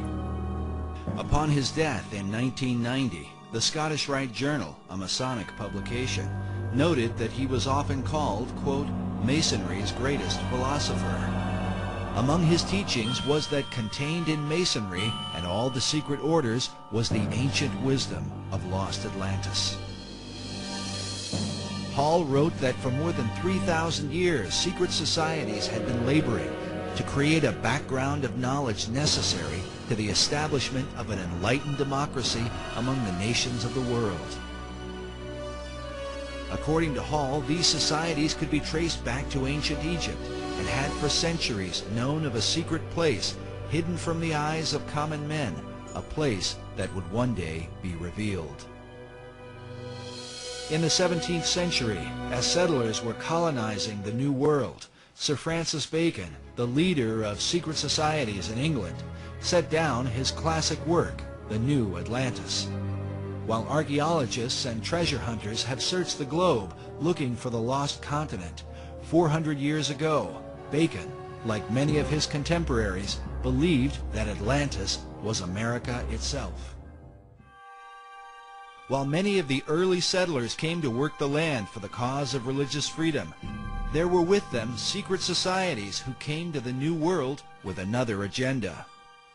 Secret societies came to America shortly after the Pilgrims arrived, and they were sent by a man named Sir Francis Bacon. You get this very strange mixture of people, many of whom understood even then the advantage, spiritually and otherwise, to having secret orders. Unless you understand the influence of the occult societies on the development of America, on the establishment of America, upon the course of America, why you get completely lost studying our history. And they were the ones through which this work was being put into operation in England, in Europe, and eventually in America and the world. So that America then could be used to lead the world into the philosophic empire. You understand that America was founded by Christians as a Christian nation. However, there were always those people on the other side who wanted to use America use our military power and our financial power to establish enlightened democracies throughout the world and restore lost Atlantis. Yeah, maybe Bacon had it right. Maybe Atlantis is not something yet to occur, but maybe it's occurring right now in America. In his lifetime, Sir Francis Bacon referred to himself as the herald of a new age. He promoted a new universal order for the whole world. Can this be what early American founders referred to with the words Novus Ordo Seclorum, the new order of the ages? And does this vision affect America today? When our founders declared a new order of the ages, they were acting on an ancient hope that is meant to be fulfilled.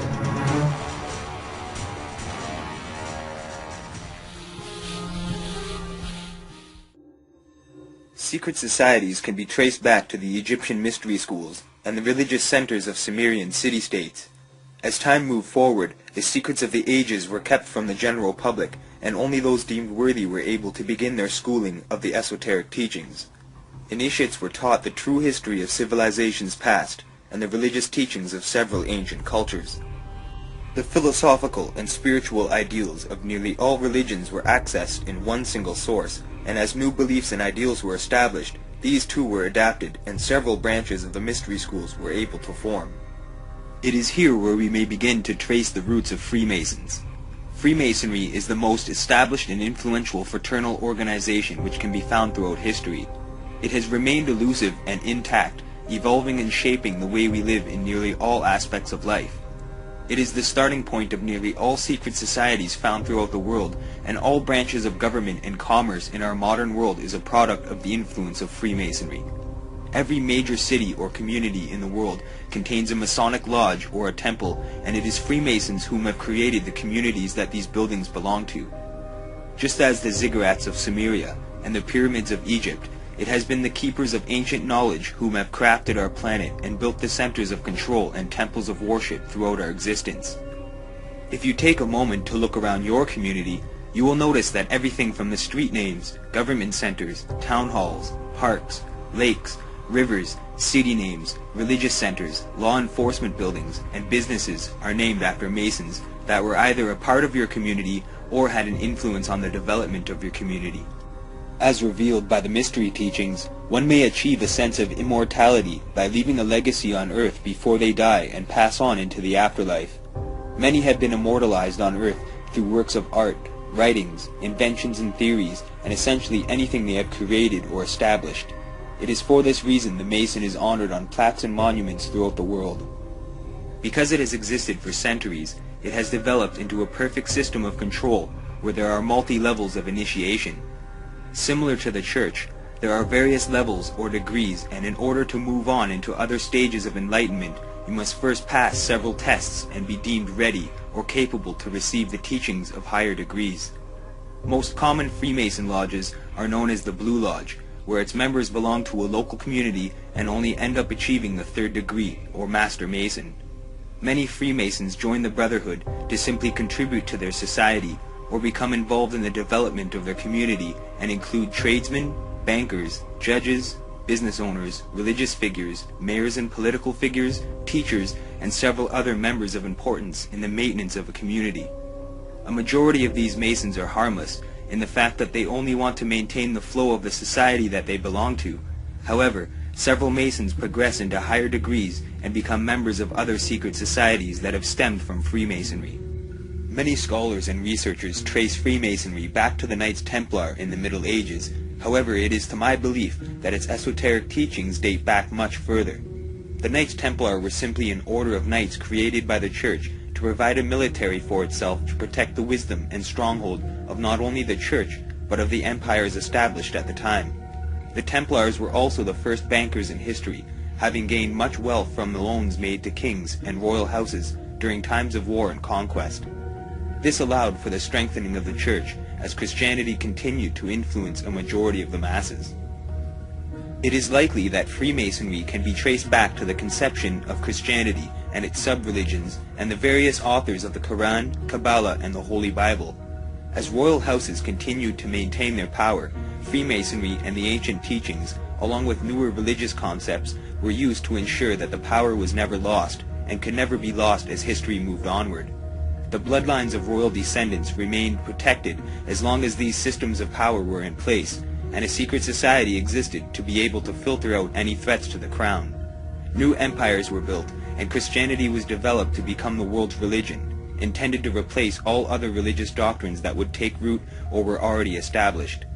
Essentially, Christianity and many other similar practices are Masonic religions. As stated earlier, Christianity was heavily influenced by older religions such as the Egyptian and Sumerian beliefs. The writings found in various books of the Bible contain stories of metaphorical half-truths and hidden meanings. The Bible is meant for interpretation, and only those enlightened to the true decipherings of these stories have been allowed access to the truth, or the light. Many key political figures, monarchs, philosophers, religious and military figures throughout the ages have claimed descendancy from biblical figures, or claimed to be descendants from tribes mentioned in the Bible. In modern times, the Red Cross is known for being an established blood donor organization and is overseen by Masonic institutions. The symbol of the Knights Templar is also the Red Cross, as they were known to be the keepers of the Holy Bloodline, or the blood of Christ, referred to by many as the Holy Grail. The importance of the royal bloodline can be traced back to Sumerian and Egyptian demigods, half humans and half gods, and is the reason why many of our world's rulers are so closely related. They have maintained their power and control over the empires for centuries, and by the use of Freemasonry have been able to establish new empires and city-states, and ensure that all religious, political, and economic activities are protected and allowed to function without any interruptions or hindrances. Many symbols are used with multiple level interpretations to show that it is a part of the secret order of the ages. Evidence of this can be found on the coat of arms of families and royal houses, on flags, logos, and emblems, and on billboards and advertisements. They can be found on your currency, no matter which part of the world you live in, and they can be found through various media outlets such as music and television. Once one is aware of just how great an influence it has had on their lives, and is able to translate the meanings of these symbolic images, the world becomes alive with a whole new light, telling a story to the few who are able to make the connections, while remaining hidden in plain sight to the majority of the world's population. The placement of symbols is so effective because just as in early cave drawings and Egyptian hieroglyphs, it tells a story without the use of words and can be interpreted on varying levels. A simple lion or an eye can mean much more than the average person would suspect. As a Mason advances through the various degrees, they are taught the differing meanings of the symbols until its true revelation is achieved. Although lower-level Masons do not receive the teachings of the higher degrees of the craft, they play an integral role in the structure of the Masonic Foundation as they act as its defense to protect the organization from accusations of corruption, scandals, or wrongdoings. Although a majority of Masons are not responsible for the blemishes which have scarred human history, it is the higher levels and more occult-based secret societies which have been influenced by the hierarchy of Freemasonry that move on to greater seats of power on the world stage, such as Skull and Bones, Trilateral Commission, Council of Foreign Relations, Bilderberg Group, and the Bohemian Club. These secret clubs and organizations were created to maintain the control over political and financial aspects, whereas the Knights Templar, prior to Sion, the Rosicrucians, were established to maintain the spiritual and religious aspects of control. Agencies such as the United Nations, CIA, MI5, FBI, KGB, and NSA were created to provide the backbone for intelligence and military matters and oversee issues of national security and law enforcement. All matters of life as we know it are strictly controlled and governed, and it is for this reason that secret societies have remained such an item of controversy and elusiveness throughout the course of evolution of history. Now a question. What have Herbert Hoover, Art Linkletter, Jack London, and Richard Nixon all had in common? Well, they've all been members of the exclusive all-male Bohemian Club in California, where every year at this time the elite from around the country get together for 2.5 weeks of fun and games. Steve Shepard has this special assignment report. More than 2,000 members of San Francisco's exclusive and all-male Bohemian Club have once again descended on Northern California. These men will spend most of the month of July encamped on some 2,700 acres of pristine and privately owned redwood forest. Forest very much like this. The place is called Bohemian Grove, and it's located just 80 miles north of San Francisco. The Grove is the Bohemian Club's summer retreat, and its facilities are hidden beneath lush forest canopy extending south from the banks of Sonoma County's Russian River. For more than a century, the camp has been a place where club members and guests from all across America gather to relax. The retreat is divided into dozens of small camps, the most prominent of which is called Mandalay. Among its members are businessmen like Leonard Firestone and Edgar Kaiser, and political figures like Gerald Ford, Henry Kissinger, William French Smith, and George Shultz. President Reagan, Vice President Bush, and Defense Secretary Weinberger are members of other camps. Richard Nixon is a Bohemian, and so are high-ranking executives of such companies as Eastern Airlines, Standard Oil of Indiana, and Bank of America.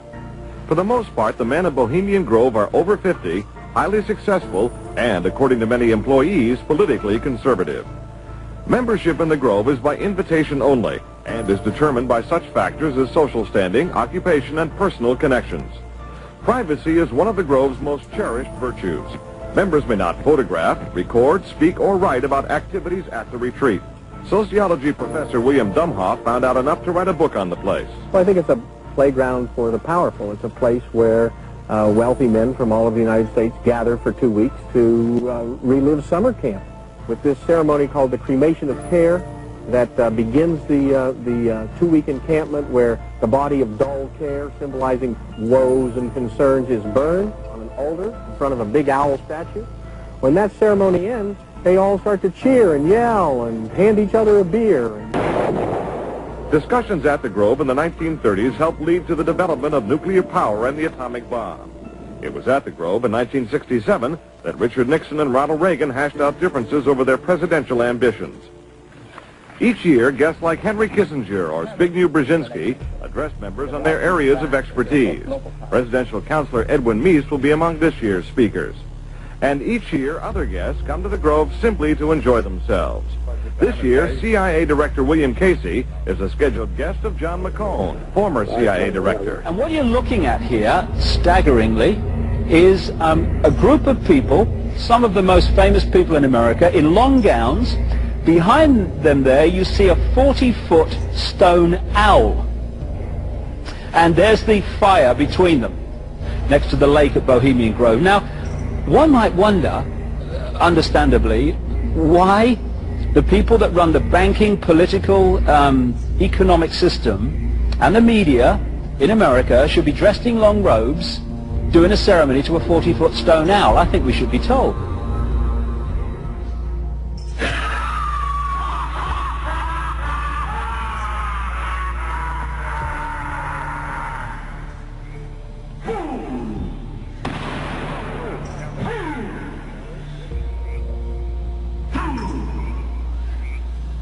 When will he learn that me he cannot slay?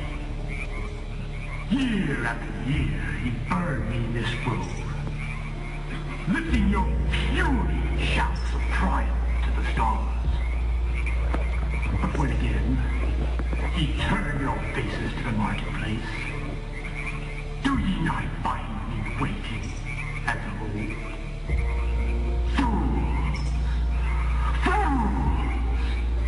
Fools to dream ye conquer terror.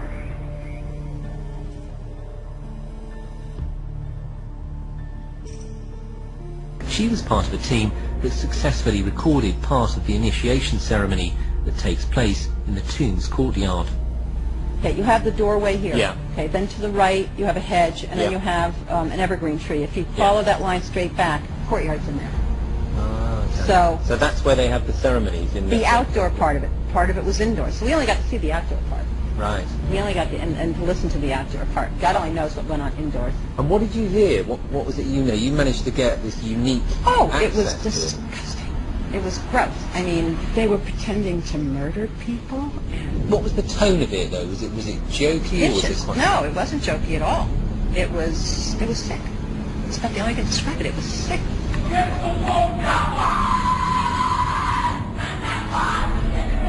What you're hearing is the first recording ever made of the Skull and Bones initiation ceremony. it has never been broadcast before.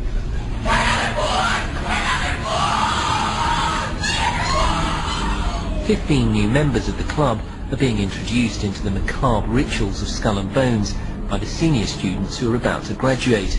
The club has what some might see as a strange fascination with death, skulls and bones.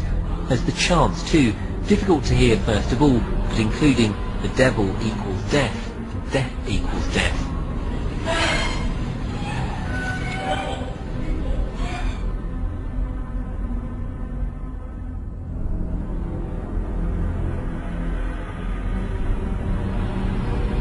But when you get into a secret society of spirit worshippers, then, and especially when you're invited there by the direction of the higher-ups in the spirit world, you never get out of there alive.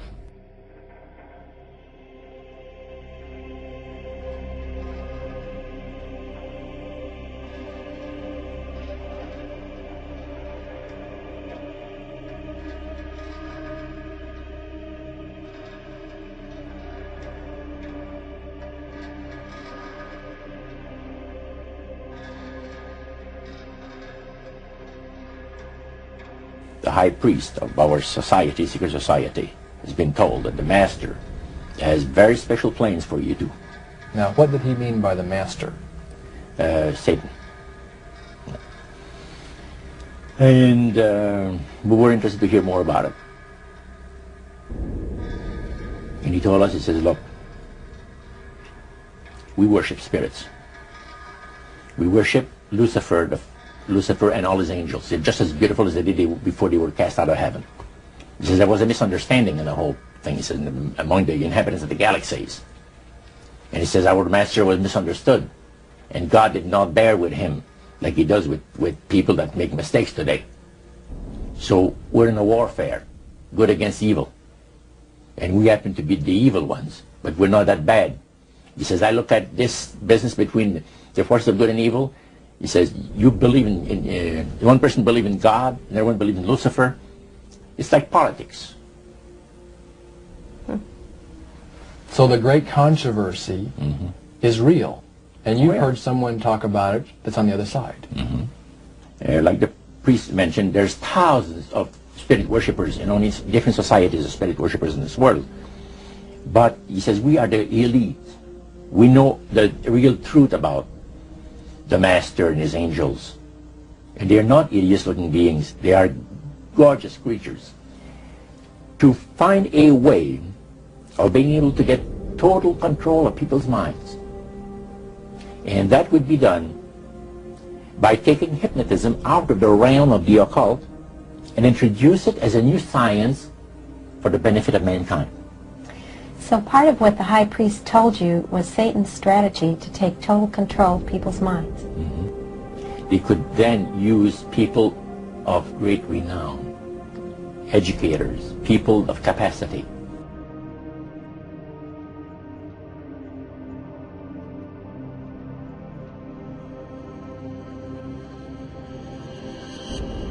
If we look at this diagram, we will see the basic structure of the secret Illuminati.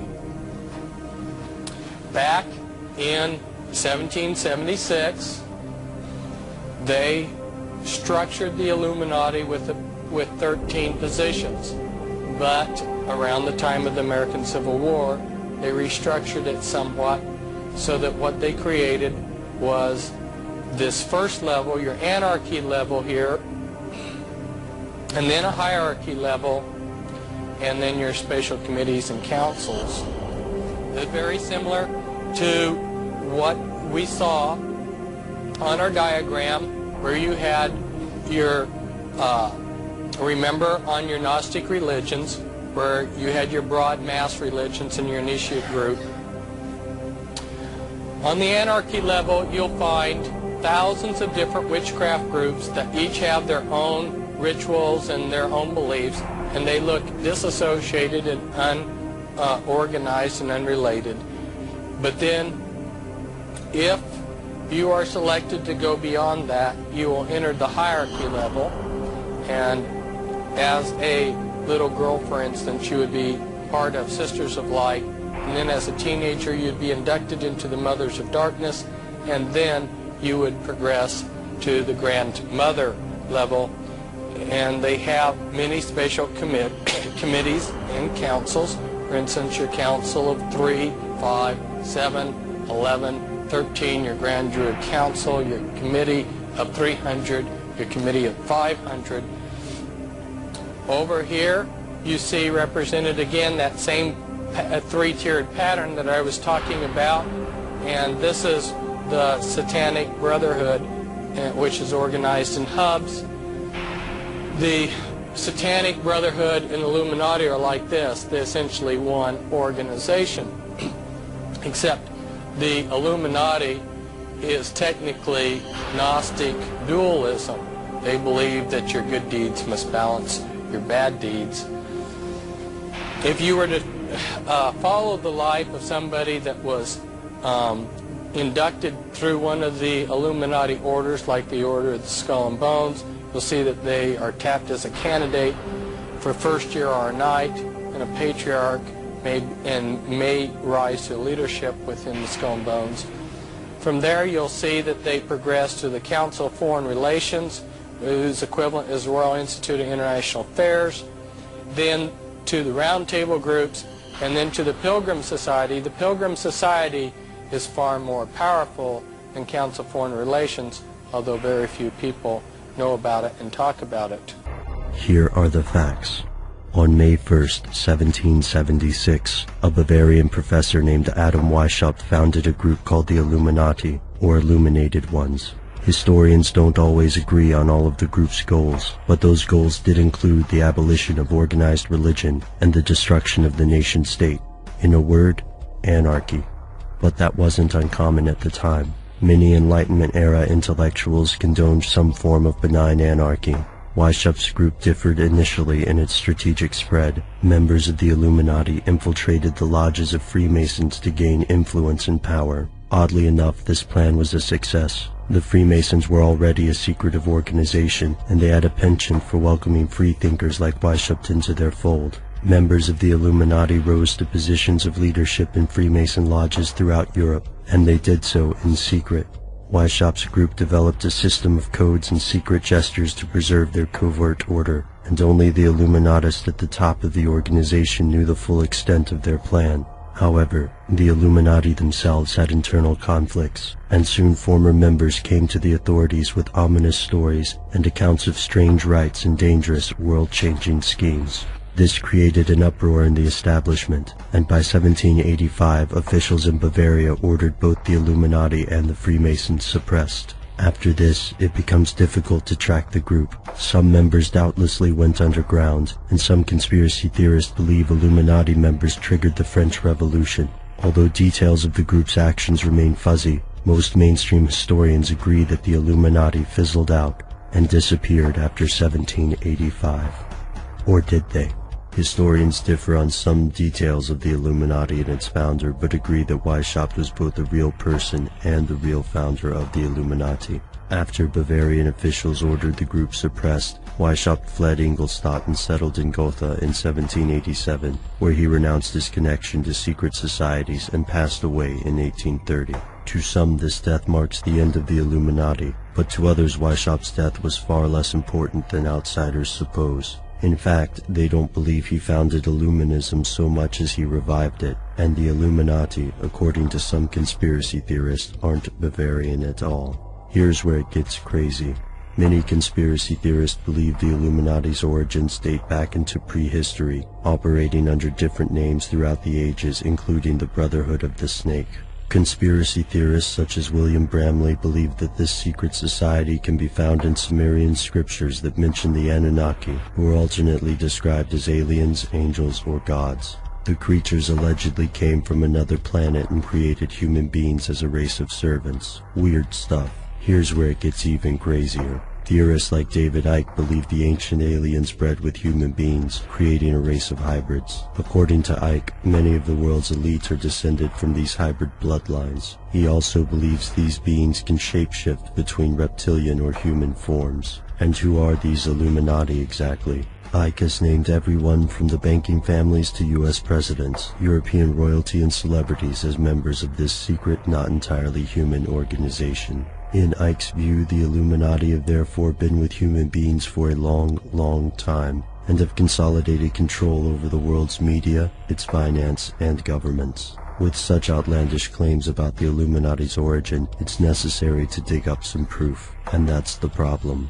While it is true that Sumerian records describe a mythic Anunnaki, there is no hard evidence that these creatures were real, rather than works of folklore or religious fiction. Additionally, it was not uncommon for secret societies in the 18th and 19th centuries to create a mythology about their group's origin, pretending to descend from ancient figures such as Hermes or Thoth. These claims of eldritch magical beginnings added a certain allure to organizations. Skeptics are quick to dismiss these claims as smoke and mirrors. But here's the catch for the conspiracy theorists. If these elites actually do control everything, then they have the ability to rewrite history, covering their tracks. In this context, the absence of any proof is occasionally seen as a vindication of the conspiracy theorist beliefs. Adam Weishaupt was a real man, and the Bavarian Illuminati was a real organization. But did Weishaupt found the Illuminati, or did he simply revive a much older, more secretive group?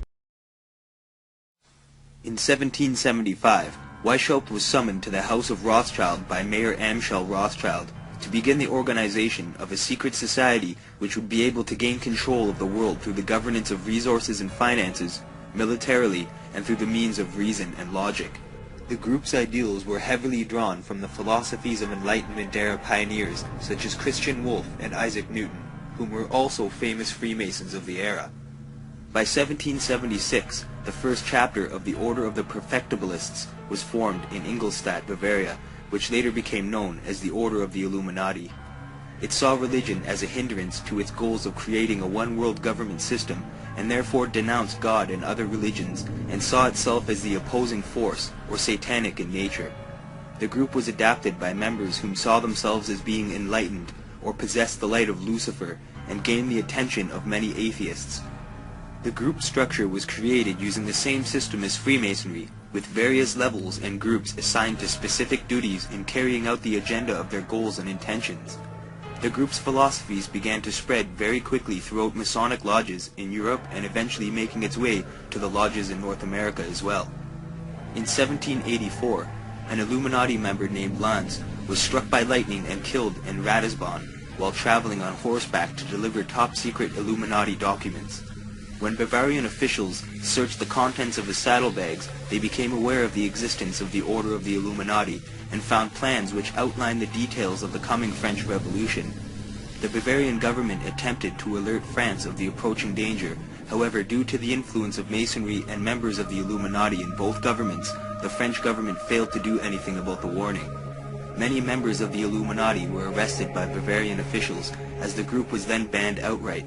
However, due to its influence in the Masonic lodges of Europe, it simply went underground. Upon raiding the home of an Illuminati member named von Zwack, Bavarian officials discovered additional documents which became known as the 25 Goals of the Illuminati, which essentially called for the worldwide revolution which would be the great work of the secret societies. Weishaupt and many other members left Bavaria to find refuge in other areas in Europe and were successfully able to influence on a greater scale as a direct result. After fleeing Bavaria, Weishaupt received the assistance of a well-known Freemason and Duke in Gotha, named Ernest II of Saxe-Gotha-Altenburg, whom has blood relations to today's royal bloodline of the House of Windsor, formerly known as the House of Saxe-Coburg in Gotha. With the assistance of royalty and in exile, Weishaupt was able to write many new works, and in 1786 wrote a piece called Apologies of the Illuminati, where he seemed apologetic and attempted to distance himself from his earlier beliefs and practices. By this time, however, it was much too late, as the Illuminati gained more acceptance by supporters of the ideals of the Enlightenment, and a vast amount of Freemasons throughout the world. In 1789, violence erupted in France, and the French Revolution overthrew their existing government and attempted to abolish Christianity from the nation. Additionally, a half-naked prostitute was placed on the altar of the Cathedral of Notre Dame and was extolled as the goddess of reason. Meanwhile, in America, John Adams won the 1796 election, likely due to his opposition to Freemasonry, and his son, John Quincy Adams, was noted as stating, "I do conscientiously and sincerely believe that the order of Freemasonry, if not the greatest, is one of the greatest moral and political evils." This had little effect, however, as just 2 years later, in 1798, George Washington acknowledged that Illuminati activities were being practiced in America, and went on to say, "It is not my intention to doubt that the doctrine of the Illuminati and its principles of Jacobinism had not spread in the United States. On the contrary, no one is more satisfied of this fact than I am." As the years passed, the doctrines of the Illuminati went on to inspire the concepts behind communism and other modern forms of government systems. The symbol of the Illuminati, the all-seeing eye, can be found on today's American currency and is essentially what led to the creation of several occult and satanic-based religions and secret societies. The 25 goals of the Illuminati are essentially what makes up the agenda of the New World Order, or a one-world government system, and outlines the methods of obtaining this goal. Obviously influenced by the Enlightenment and the Illuminati, an unknown Freemason known only by his false identity of R.C. Christian created a modern monument known as the American Stonehenge, or the Georgia Guidestones. The goals outlined on the monument are an indication that the Illuminati was not dissolved, that it is alive and well, having been allowed to continue and evolve through the lodges of Freemasonry around the world. Built out on a small flat area in the nearby Appalachian Mountains of Georgia stand these huge slabs of granite.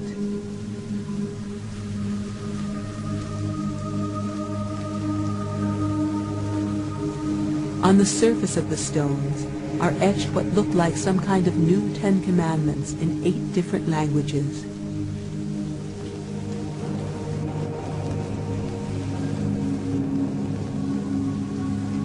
English, Arabic, Chinese, Hebrew, Hindi, Russian, Spanish, and Swahili. Maintain humanity under 500 million in perpetual balance with nature. Guide reproduction wisely, improving fitness and diversity. Unite humanity with a living new language. Rule passion, faith, tradition, and all things with tempered reason. Protect people and nations with fair laws and just courts. Let all nations rule internally, resolving external disputes in a world court. Avoid petty laws and useless officials. Balance personal rights with social duties. Prize truth, beauty, love, seeking harmony with the infinite. Be not a cancer on the earth. Leave room for nature. Leave room for nature.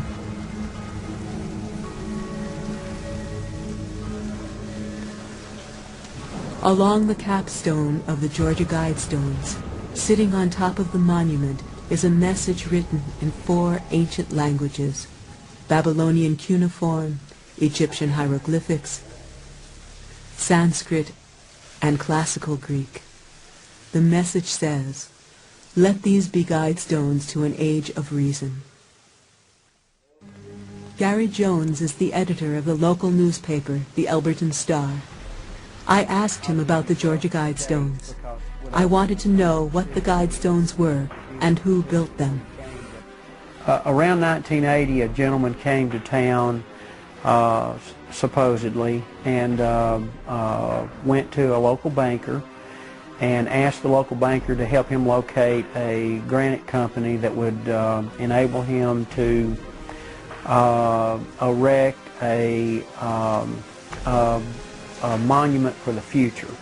His name was R.C. Christian. It was a moniker that he gave himself to deal with the local people, and he didn't want anybody to know who he was.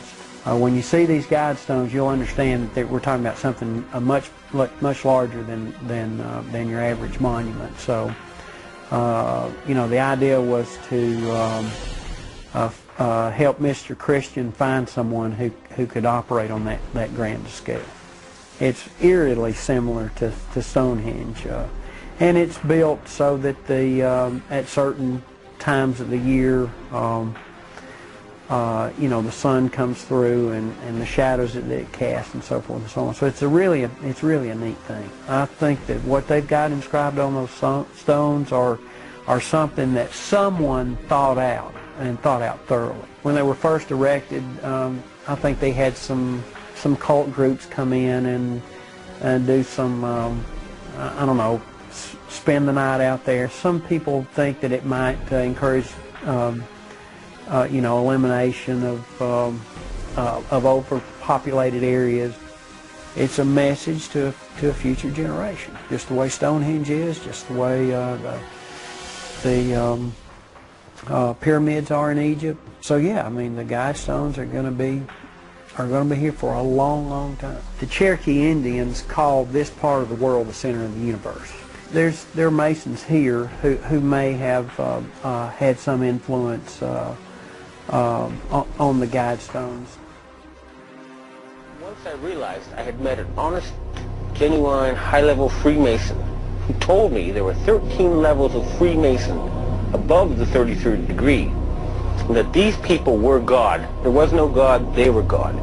So I asked them about their plans to kill people, and they said, yes, there are too many people on the planet.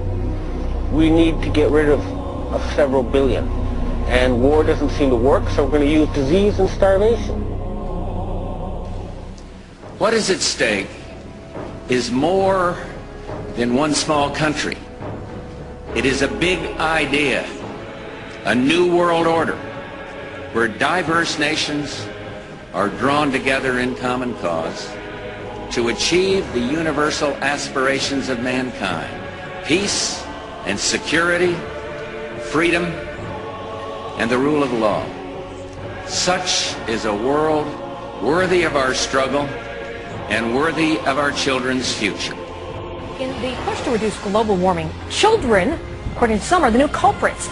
A think tank in the UK says too many kids are what's making the planet worse, saying large families, anything over 2 children really, should be frowned upon as an environmental no-no, akin to not reusing your plastic bags, driving one of those big gas-guzzling cars, taking long trips overseas. We have before us the opportunity to forge for ourselves and for future generations a new world order, a world where the rule of law, not the law of the jungle, governs the conduct of nations. When we are successful, and we will be, we have a real chance at this new world order, an order in which a credible United Nations can use its peacekeeping role to fulfill the promise and vision of the UN's founders.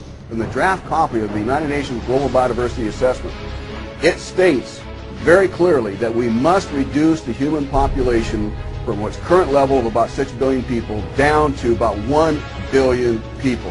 Our presidents can now, on their own, order assassinations, including American citizens, operate secret military tribunals, engage in torture, enforce indefinite imprisonments without due process, order searches and seizures without proper warrants, gutting the Fourth Amendment, ignore the 60-day rule for reporting to the Congress the nature of any military operation as required by the War Powers Resolution, continue the Patriot Act abuses without oversight, wage war at will, treat all Americans as suspected terrorists at airports with TSA groping and nude x-ray.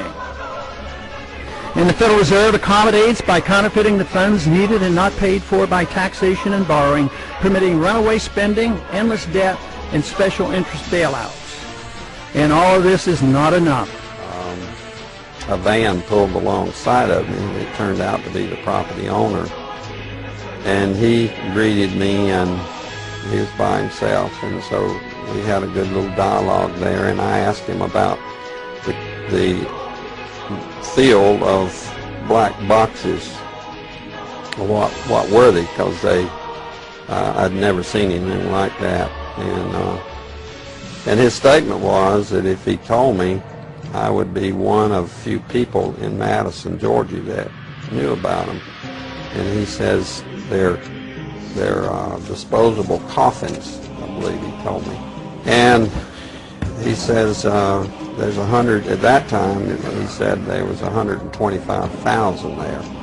They were stacked, he told me 15 high.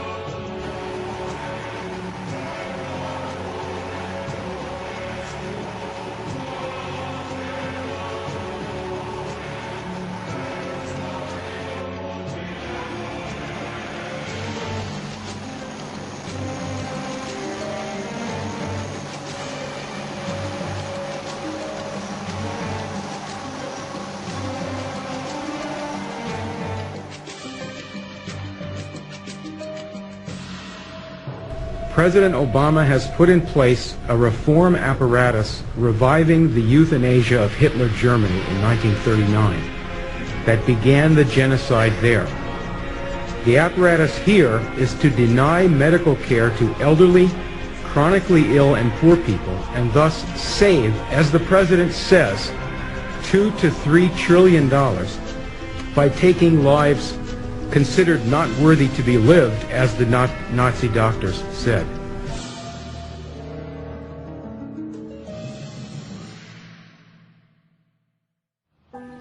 The earth just cannot handle the sheer number of humans who live here. Something has to give. And I believe that it's up to us who have lived a good life to make sure that our children will have the opportunity to live good lives too. I have lived a good life. I have lived a good life. I have lived a good life. I have lived a good life.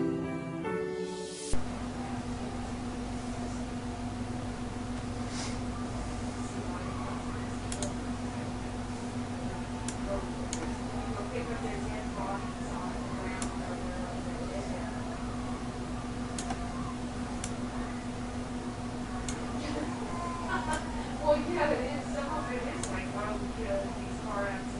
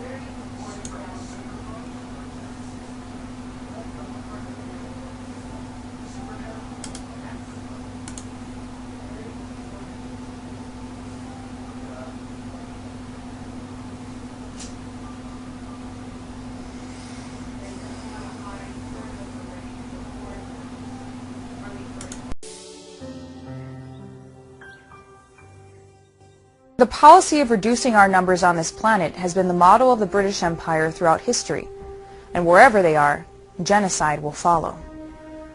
Today there are 12 million people at risk of starvation in the Horn of Africa, but that threat is in no way localized, as this year's global grain harvest was exactly half of what our current 7 billion global population needs to survive. It's not just a question of halting the genocide of thermonuclear war. The genocide has already begun, and London's puppet in the White House has enforced that policy globally for the benefit of the empire. This is Esther. At first, I thought she was a boy.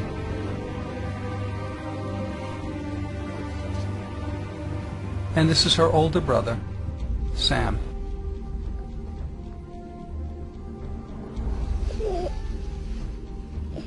Their behinds were shriveled and laced with deep lines left by their shrinking body mass. Their legs were tiny bones covered in dried-out skin. It was clear to me that starvation had pushed these helpless kids to the verge of death. This little boy is 7 years old. Look at the size. Look at my camera. 7 years old.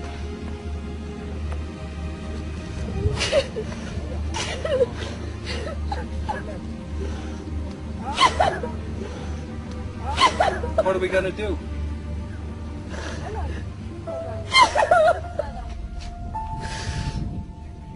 Severe malnutrition leads to death. It stunts growth and forces the body to turn on itself for food. Sam is under 3 feet tall and weighs under 20 pounds. Both Sam and Esther were also afflicted with polio. Neither of them could walk. We could not imagine why they were abandoned, left starving, lying hopelessly in the dirt. As we tried to absorb the nightmare before us and figure out what we should do, a little girl emerged from the bush.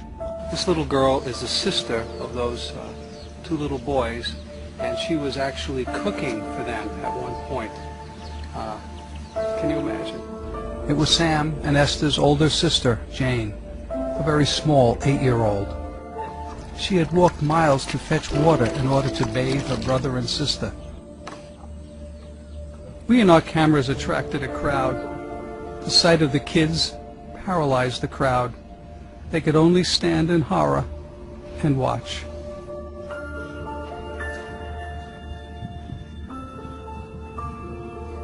We watched in utter fascination as this little determined girl bathed her siblings. While most 8-year-olds are busy playing, Jane faced a life and death situation alone. She could not feed her hungry brother and sister, but she could see how dirty they were, and it was within her power to take a long walk for some water, lug it back, and bathe the kids. Little Jane, a hungry child herself, assumed the awesome duties of a parent.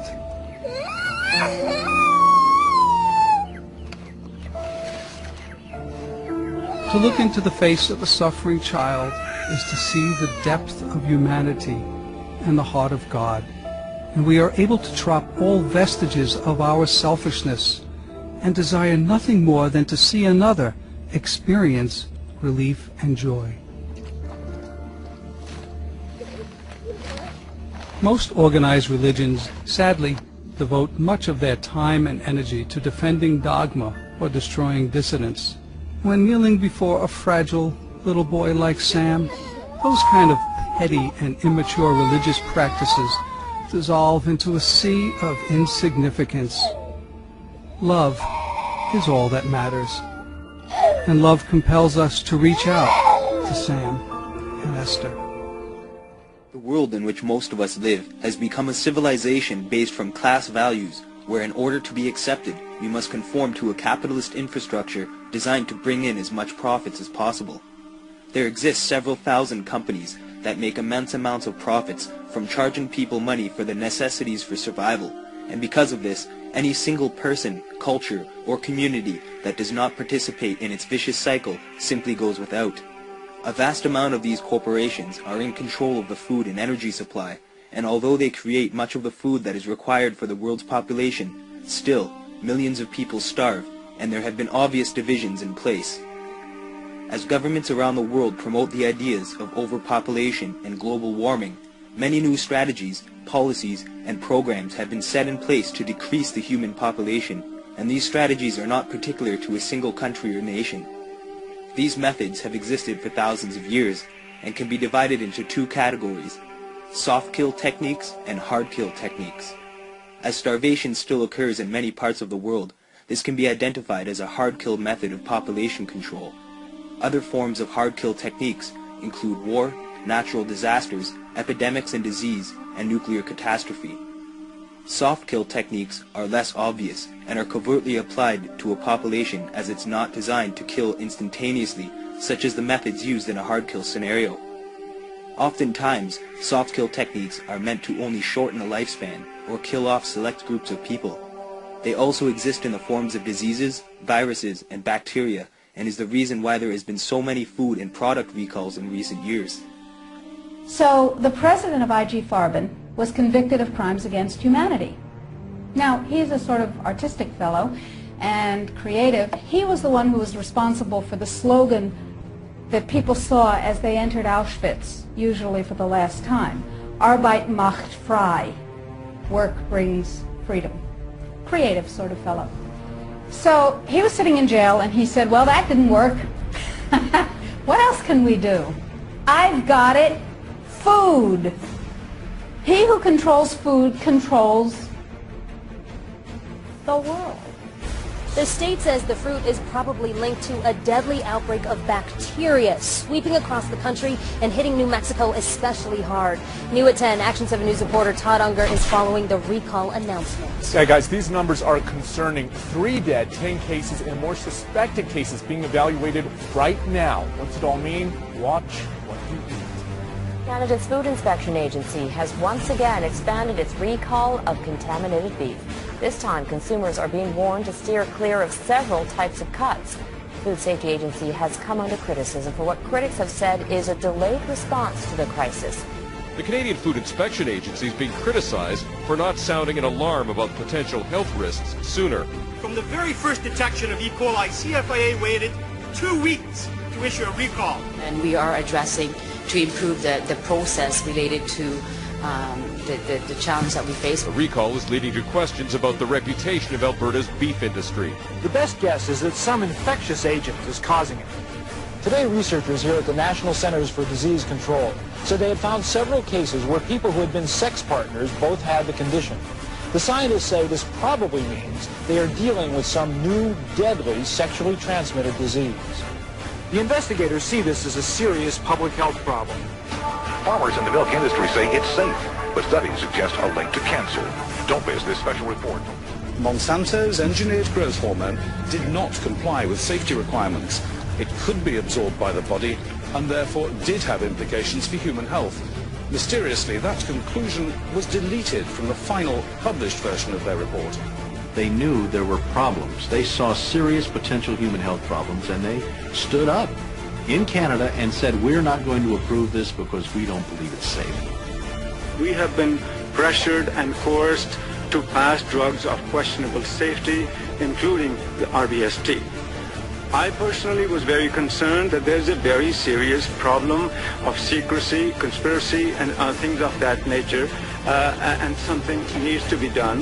The FDA was then on the hot seat. They had to come up with an answer. They didn't come up with a good one. And they never took the opportunity then. I mean, what would they do? Pull it off the market and say we need to now do the job that we didn't do the first time? They didn't do that. From the time a child is born, it is raised within a system that is designed to restrict them from reaching their potential.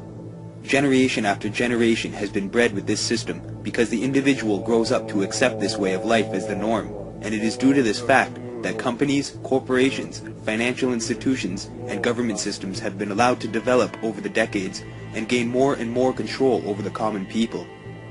We have all, from birth, allowed these systems to continue their operations and establish greater power and influence in an increasing amount of countries around the world. The agenda of the secret societies has become a reality in which we all play a part in, and the intent to consolidate control was established through the League of Nations, which is now known as the United Nations. This organization is a clear indication that the work of Freemasonry and the goals of the Illuminati are in full operation, and as more and more countries join the roster of the United Nations, a one-world court, government system, and military center point have been implemented and acts as the key decision-maker of global policies. The United Nations is the one world government system, and it was created by the British Empire and a majority of the major world powers at the time, just after World War I. Since its conception, it has shaped world policy and continues to act as the global decision-maker, while increasing its control over countries and their cultures around the world. The control of resources remains a top priority, and companies and corporations have been allowed to become monopolies in which a single corporation controls a vast majority of a particular resource or industry. Large amounts of profit are made from these industries, such as forestry, mining, energy, raw materials, food production, and water. However, still much of the world goes without and is forced with a struggle for survival. Companies such as Monsanto have gained total control over the world market, allowing for increased prices to maximize their profit potential. With much of the competition not able to compete, total domination of the particular resource has been allowed to commence, and those who are not able to afford or have access to these resources are simply disregarded in the name of profit. In a day and age where free energy is discussed and things such as electric cars are an obvious reality, we still remain trapped within the clutches of a profit-driven world. When Nikola Tesla discovered free energy and presented his findings to potential investors and bankers, he was not aided because there was no monetary profits to be made from giving people free electricity. Instead, industry bankers such as J.P. Morgan invested their money towards Thomas Edison's inventions related to energy, as in this way a new market could be established with great financial gains. We still live in this state of mentality and control, and although many people are aware and oppose this system, they are merely protesting against the companies and corporations and not the primary source or reasoning. The best way of explaining this is by understanding that many people that are protesting this system are simply playing into the intentions of the establishment. In order to make vital changes in political policy, people must be opposed to something, and then the government body is able to change laws and regulations, allowing for new policies to form, while the organization, company, or corporation remains intact, able to continue its control over a specific area or industry. When people protest, they are simply protesting the effects or symptoms of the problem, and are not able to have any impact on the source of the effect or symptom.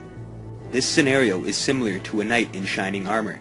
The actual company or corporation is the sword or weapon that is causing the effects or symptoms, and the government body or organization such as the United Nations is its shield, protecting the source through a court or legal system. However, these organizations were created and are maintained by a source, as there has to be a knight controlling the sword and holding the shield. Whether we attack the weapon itself or the shield that protects it, the source of power often remains unscathed and allowed to continue for years to come. While people protest against financial institutions and corporations, the source of its power remains unseen and protected, which is why there have been countless revolutions, protests, and acts of civil unrest throughout the world, and nothing has changed because of it. Many of these protests have actually allowed for this system to gain more control over the people, which is all part of the plan. Without the source of the damage, we would not feel the effects or symptoms of the wound on humanity, and as we continue to protest, the elite sit back and wait for chaos to unfold, because out of chaos there is order, and our world leaders fully realize the power of controlling the energies of the planet.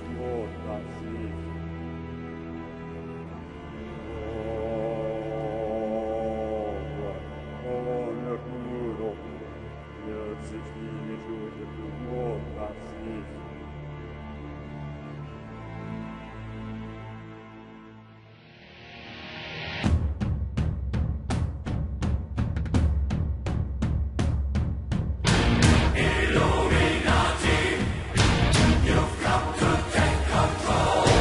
You can take my heartbeat, but you can break my soul. We all shall be free.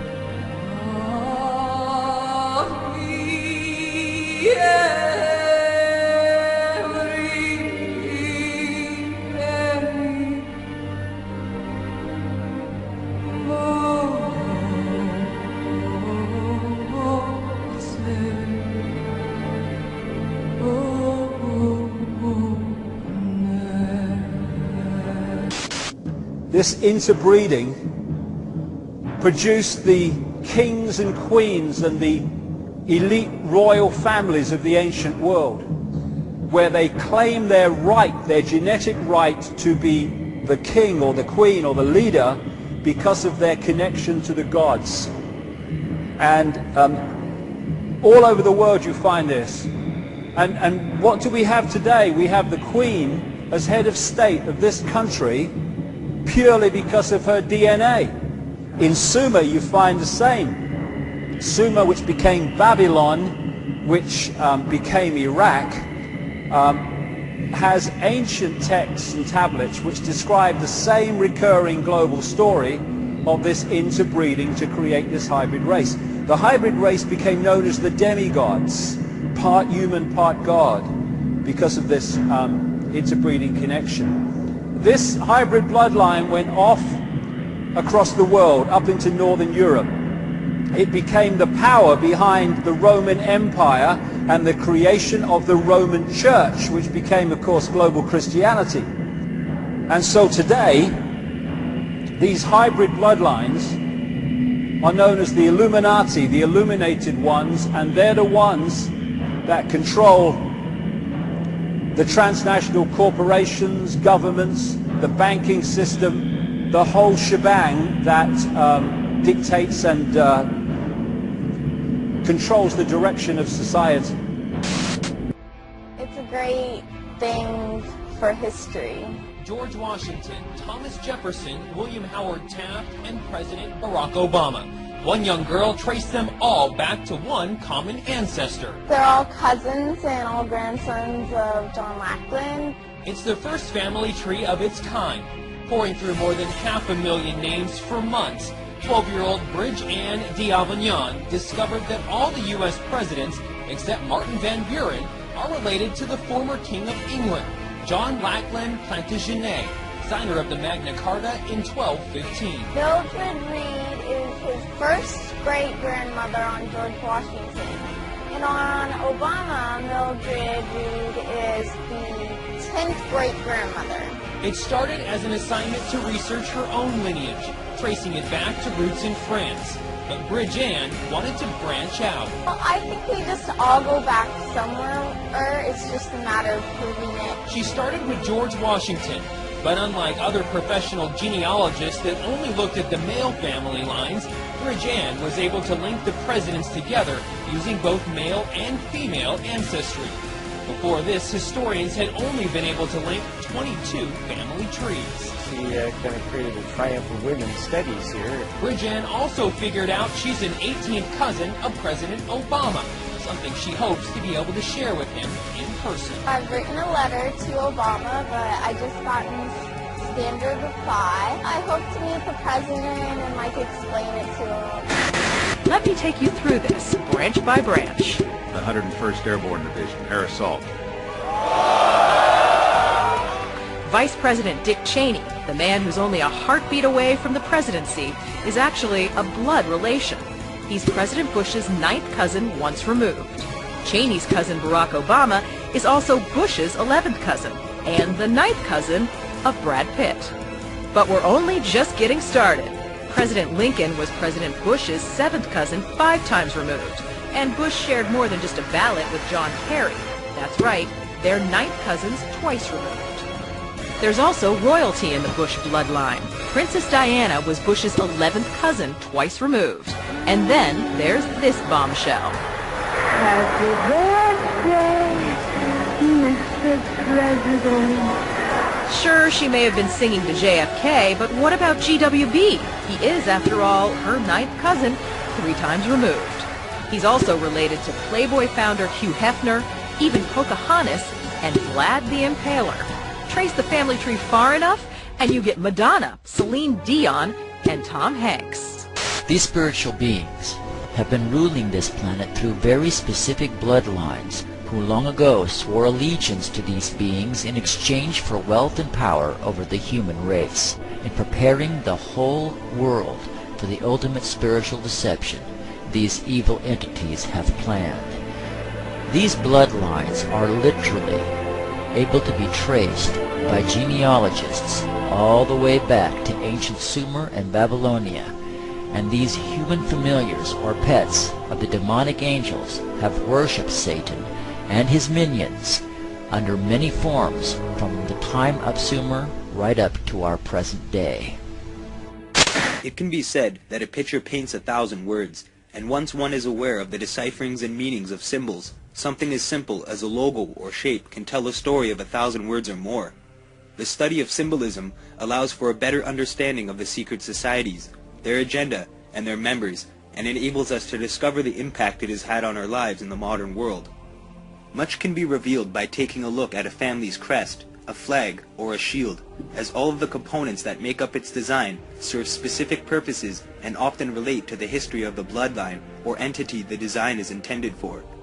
As we know, the Red Cross symbolizes the Knights Templar, the Rosicrucians, and is often associated with blood or related to health. It can also be found on several flags, including the United Kingdom's. A crown symbolizes royalty and is often connected to the plasma of the sun or the corona and is worn on the crown of the head. This is also where we find the crown chakra, which is the chakra that is thought to connect us with the gods or to heaven. Lions are also found on royal coats of arms, which some have crowns and some do not. Lions found wearing a crown are linked to royalty and is a symbol of the descendants from the house of David and the tribes of Judah. A lion also symbolizes a connection with the sun or fire, whereas a unicorn found on a crest represents the moon and is a female symbol representing a connection to a female goddess or deity. An eagle found on a shield or crest, such as the one in Freemasonry and of the Holy Roman Empire, represents anointing or as being selected to serve and is a fire symbol as well. The eagle has also been associated with the tribes of Dan in relation to the bloodlines. Now that we know a bit about the symbol's meanings, if we take a look at the Canadian coat of arms, which was designed after it declared independence from Britain, we can determine that it is a country controlled by royalty, as we can see the crowned lion that sits upon it. The coat of arms for the Windsor family, known as the Royal Coat of Arms, is intricately designed with many symbols which describes a great deal in regards to the family's history and bloodline origins. After we fully understand the implications of the various symbols found on the Royal Coat of Arms, we see the bigger picture and can understand many other crests used by families and on the flags of several countries.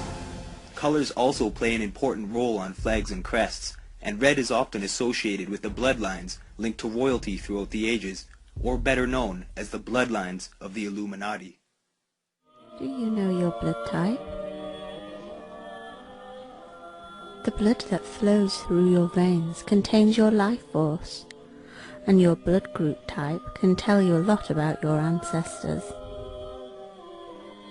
Do you have O-Rh-D negative blood?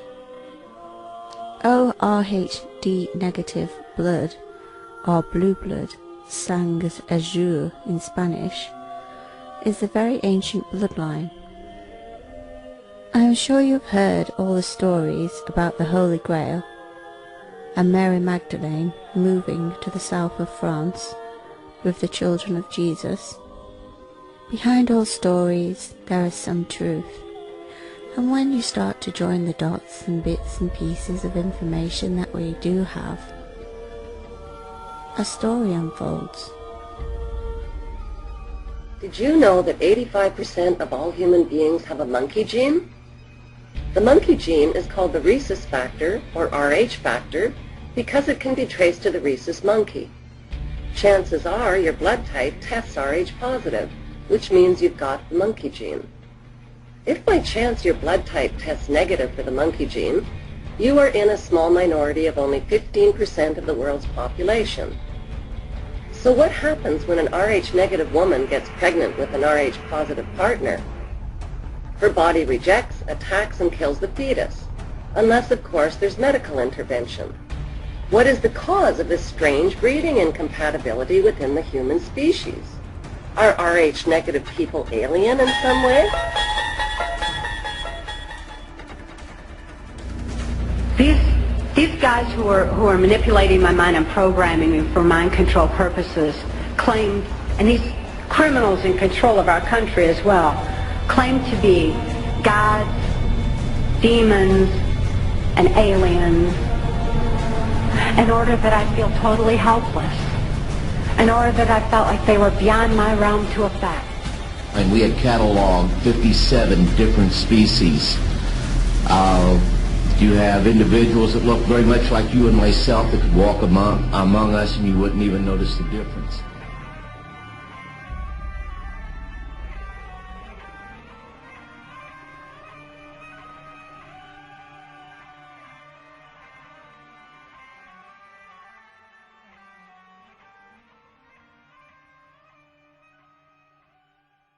In 2012, not only did Britain host the Olympic Games, but the Queen also celebrated her Diamond Jubilee.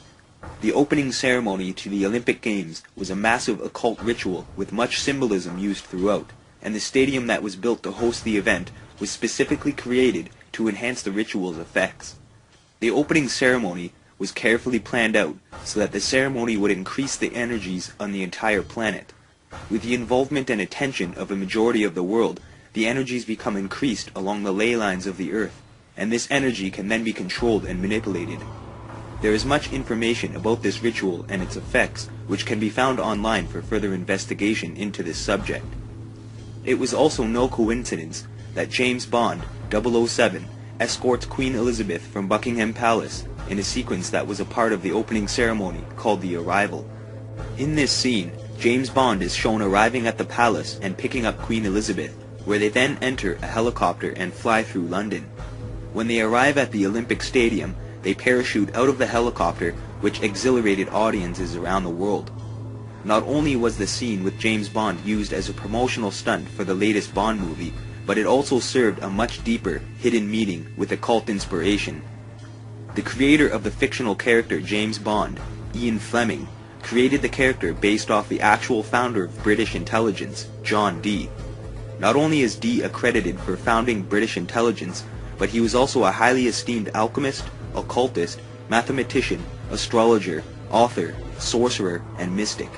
He is best known as being the personal advisor to Queen Elizabeth I, and he signed all of his documents and correspondences with the Queen with the sigil of 007. Ian Fleming incorporated the 007 with the James Bond character, which is also why it was John Dee, aka James Bond, who escorted Queen Elizabeth II to the 2012 Olympic Games. The formations of some of the opening ceremony and much of the symbolism can be linked to John Dee's glyph, known as the Monad, in which Dee wrote a book about it, called the Monad Hieroglyph. Dee rose to power in very curious circumstances, as he was initially charged by Queen Mary for attempting to end her life using sorcery. When Queen Mary mysteriously died, Queen Elizabeth I took the throne, and Dee received a high position in the court as the Queen's personal advisor, magician, and intelligence leader. John Dee is also known for bringing the Rosicrucian Order to England, as he was the head of the Rosicrucian Order in Europe at the time. The Rosicrucian Order has its roots through the mystery schools of Egypt and is thought to have been established around 1500 BC. The successor of John Dee in regards to the occult and the Rosicrucian Order was none other than Sir Francis Bacon. Bacon is also accredited for the foundations of the modern English language and translating the King James Version of the Bible. It is thought that when he translated this version, he also altered it, incorporating Masonic and Rosicrucian symbolism and doctrine. John Dee had a strong influence on many contemporaries and on the British Empire. Not only was Dee a scholar of the classics and the magical past, but he was an intimate friend with some of the great movers and shakers of his own time, particularly Sir Philip Sidney and the entire coterie of poets and artists who had gathered themselves around Elizabeth Astrea to celebrate her reign and to make of her the paradigmatic sovereign of Europe that Dee believed led the way toward the establishing of a universal alchemical monarchy. It was essentially a poetic enterprise, as alchemy always is. Merlin, in the Arthurian legends, has come down to us basically disguised as John Dee. The image we have of Merlin is Dee's image. So Dee possessed an enormous power over the imagination of his contemporaries. They were in awe of his learning.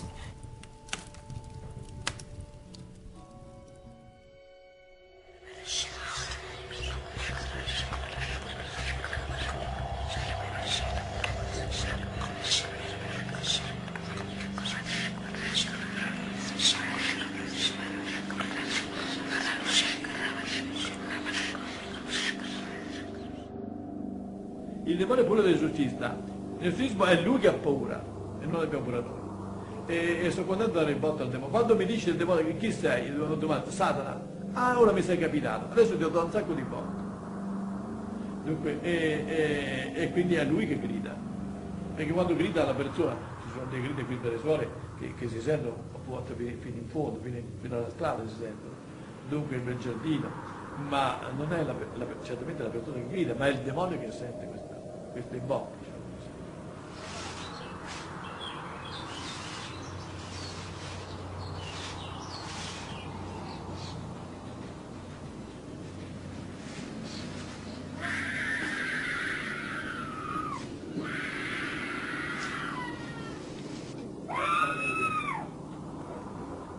Martina and her parents have been coming to see Padre Alfredo regularly for the past 6 months.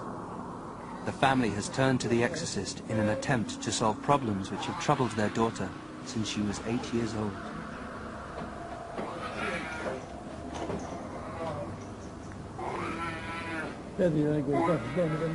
Although Martina comes to the sessions willingly, as soon as she enters Padre Alfredo's bunker, she suffers a violent reaction. For her own safety, she has to be restrained before the exorcism can begin.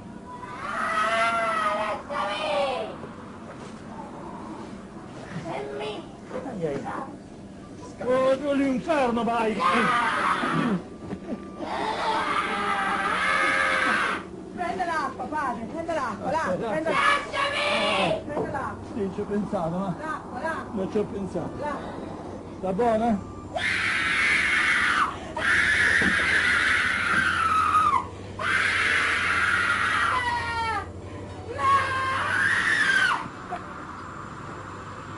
Sta buona, forse? Ci avevo pensato. The exorcism consists of a ritual first formulated in 1614 and updated by the Vatican 2 years ago. Nel nome del Padre, del Figlio e dello Spirito Santo. Signore Gesù Cristo, Dio di per fratello Padre, Dio di nostro, il nostro nome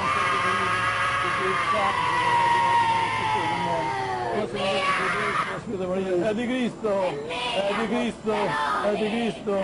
Ecco l'acqua del il devonismo viene una forza particolare. Dunque ho notato questo, a volte il demonio, siccome l'esorcismo sono come potesse uno bastonate, picchia il demonio, no? E mette l'acqua santa nella mano, mi brucia, mi sono accorto di questo. Il demonio è furbo e cerca di parlare per riposarsi. Avete visto mai i pugili? Quando si danno i pugni, a un certo punto si abbracciano, si riposano, respirano un attimo. Il demonio fa la stessa tattica, dunque parla e io invece non bisogna dargli retta, continuare l'esorcismo, in modo che non si attregua, sono botte. Ave Maria, piena di grazia, il Signore è con te. Tu sei benedetta fra le donne, Maligno. Ave Maria, piena di grazia, il Signore è con te. Tu sei benedetta fra le donne, Santa Maria, ma libera, ma Maria, no, Maligno, è Cristo più forte. Caccialo via, di la verità. Di la verità a questa signora, esiste o non esisti tu? Il demonio esiste o non esiste? Esiste il demonio! Come fai a dimostrarlo? Come fai a dimostrare che esiste? Tutto! Ma questo... Io esisto! E chi non ci crede bene? Ma questo...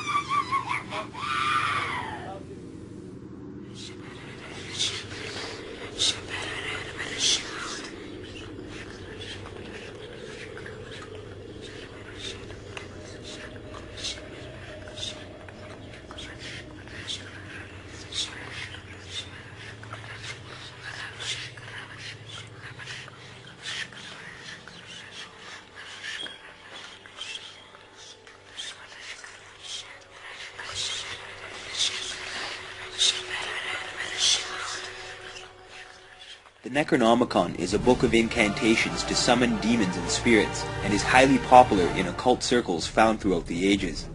It is easily obtainable from several bookstores, and has been portrayed in many movies such as The Evil Dead, The Ninth Gate, The Necronomicon, and several others. The book was originally written in 738 AD in Damascus by Abdul al-Hazred, and was later translated by John Dee and later popularized by H.P. Lovecraft. Most of the entities referred to in the Necronomicon are Sumerian gods, which we discussed earlier in this documentary, such as Marduk, Tiamat, and Kingu. However, there is also several similarities to Kabbalistic, Biblical, Babylonian, and Islamic concepts and symbolism. The book states that the teachings of the Necronomicon have been long forgotten by men, and only those who worship demons or the ancient ones still retain this knowledge.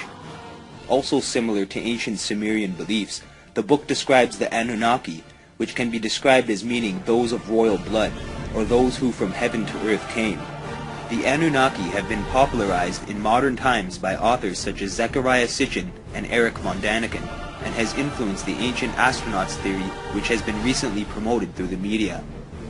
This theory depicts these ancient astronauts as being gods, interbreeding with humans to create the demigods, and being responsible for engineering the human race, creating mankind in their own image.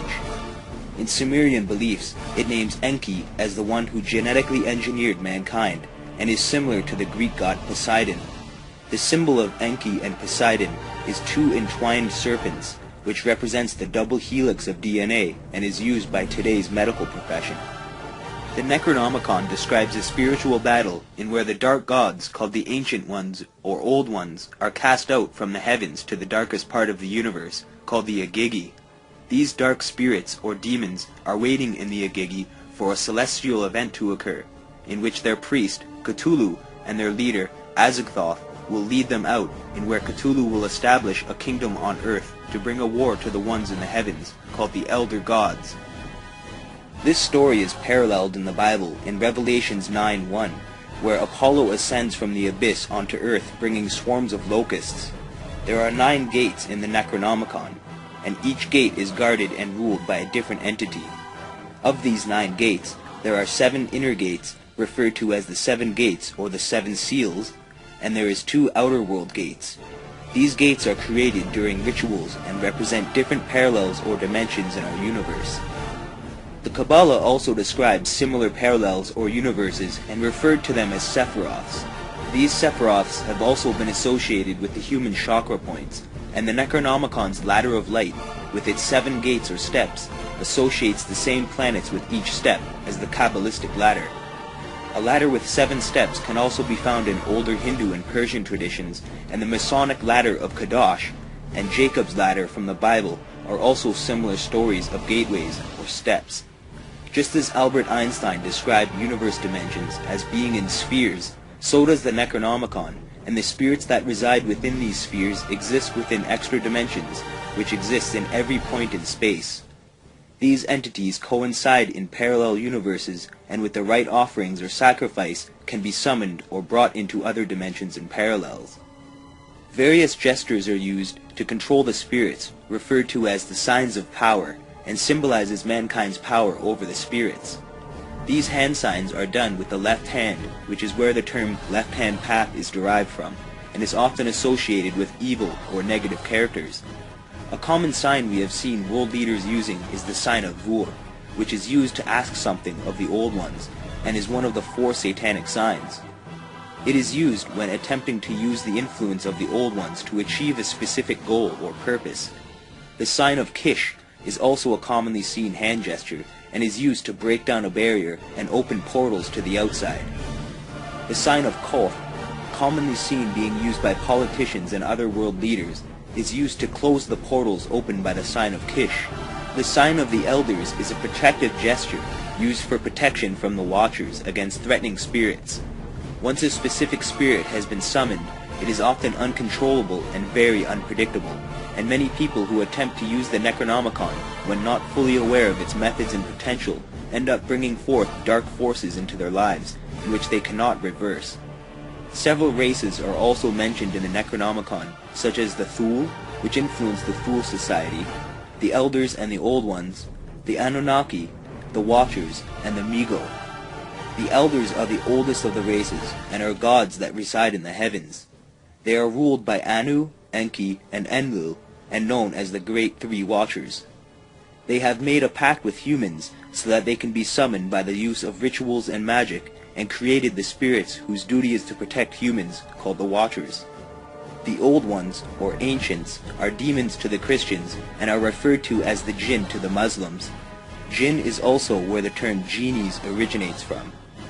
Depending on the intentions of the magician, certain gods or demons can be summoned for various reasons, and some of these spirits come in the form of a dark presence or energy, while others are meant for positive purposes. Some of the gods, such as Cthulhu, referred by Aleister Crowley as the Beast 666, are able to possess the magician and can lead to unpredictable results. With a basic understanding of energies, one can understand the reasons in which someone would want to summon spirits and can alter certain people, events, or achieve specific goals or intentions.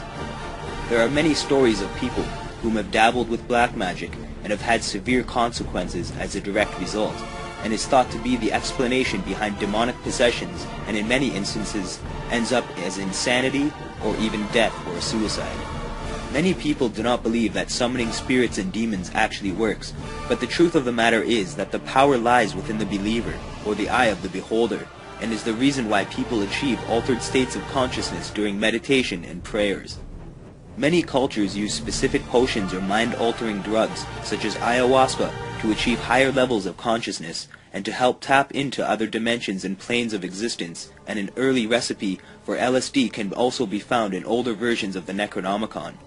The formula is called Space Mead, and calls for the mixing of morning glory seeds soaked in wood alcohol. This formula is intended to increase the effectiveness of opening the gates and summoning the spirits. Many secret societies have incorporated aspects of these rituals into their own, and people like Aleister Crowley have developed powerful techniques and rituals to achieve greater outcomes. Just as we can find with the systems of nature, there is always a battle happening between positive and negative energies, and it is for this reason that the magician understands the capabilities of rituals and the practice of magic, alchemy, psychology, and nearly all aspects of life.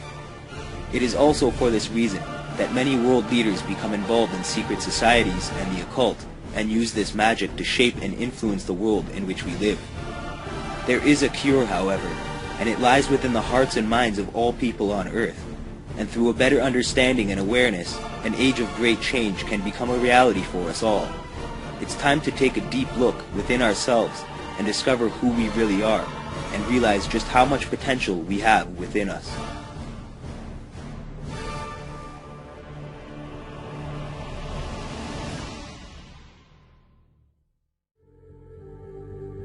Facing our true inner self is virtually unknown in our world today. This is why no matter how many civilizations rise and fall, it is our collective consciousness that creates our governing apparatus, not individual people.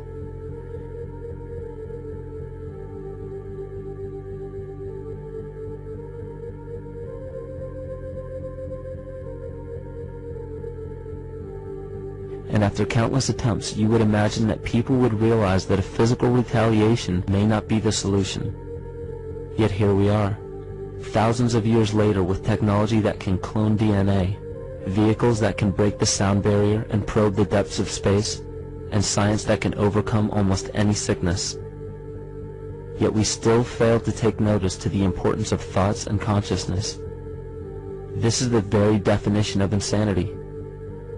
And every single one of us is responsible for this psychic epidemic, because we're killing the messenger and paying no attention to the message.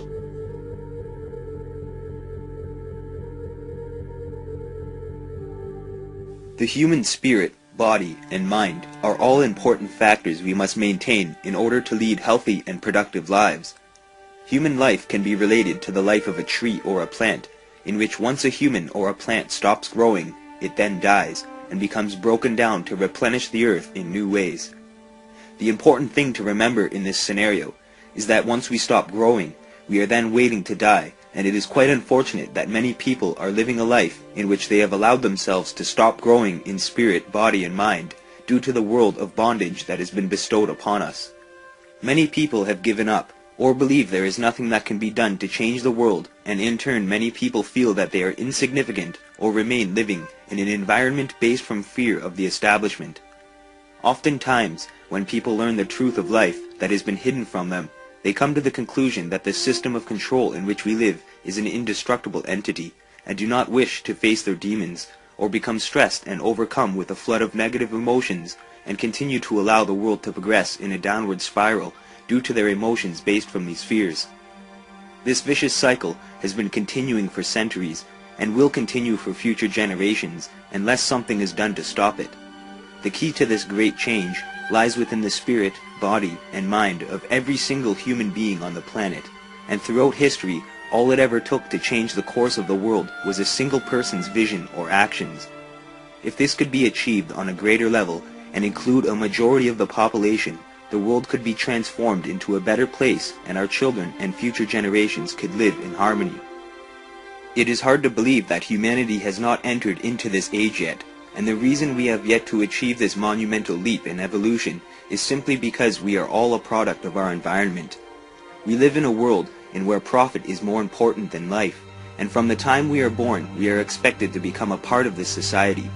It is hard to get employment in a field we enjoy and increase the potential of our lives at our jobs. Most jobs are simply a part of the corporate machine, and things like art, music, and other subjects geared to developing our potential are slowly disappearing from school curriculums and being replaced with industry-related studies. Laws, finances, and taxes are often not taught to children and must be taken in college and university to have a better understanding, and this in turn leads to people who are unaware of how the system works, keeping them in the dark so that they can assume their role in society.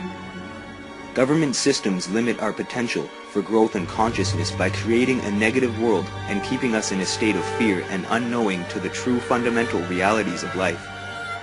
Many people become depressed because of this system, and others become addicted to drugs to cope, which destroys parts of the brain, leading to depression, sickness, inhibition, suicide, and death.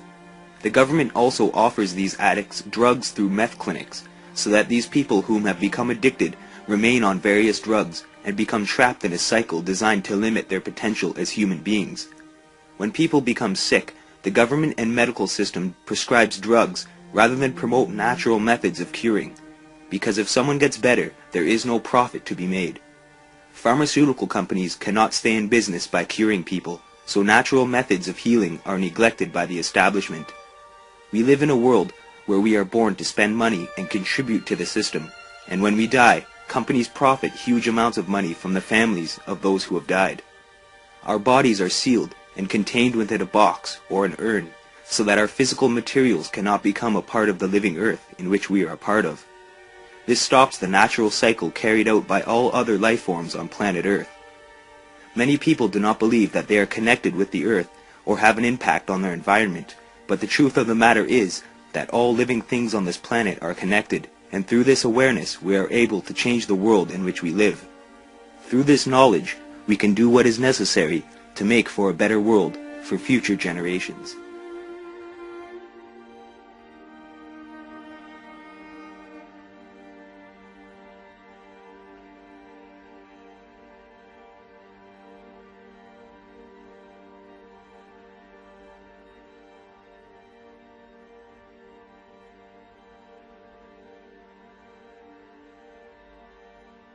Mrs. Ritalik created two distinct environments for her test plants. Water levels were kept the same in both. Temperature and lighting were identical. Only one element was different. Semi-classical music was played into one, hard rock into the other. In the chamber with soft music, the plants leaned toward the speaker, seeming to draw strength from the melodious sounds.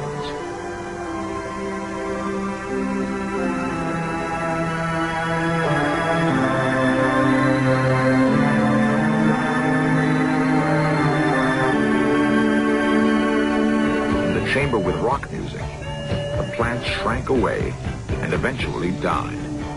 Time-lapse photography represents the reactions of the plants over several days. The results are unmistakable.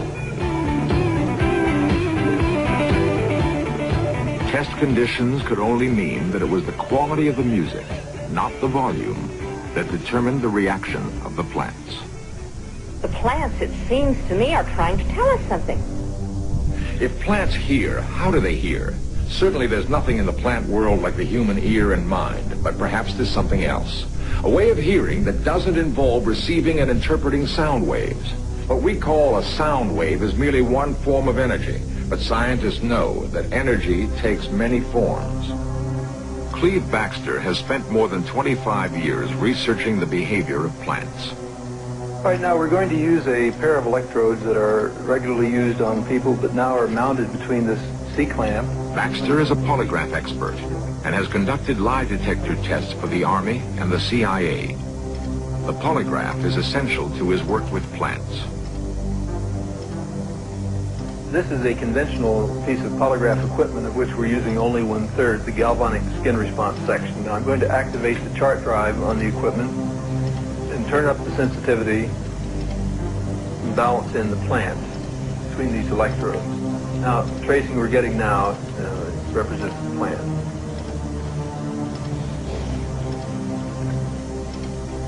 He calibrates the machine, this time in hope of achieving a response from the plant to the cutting of Kay's hand with a scalpel. You got a hand to spare? Right here?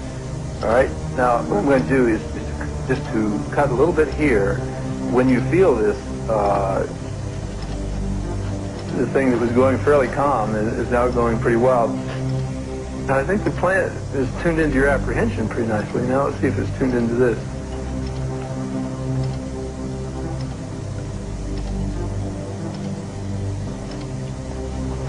Now, I'm going to put some iodine in there.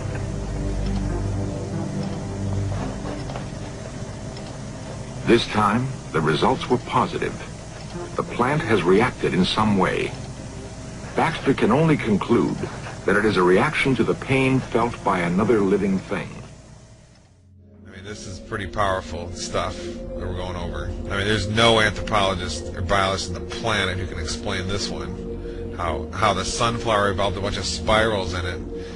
It's seed pod design, and how those spirals exactly lead to a golden ratio Fibonacci series numbers. Unbelievable.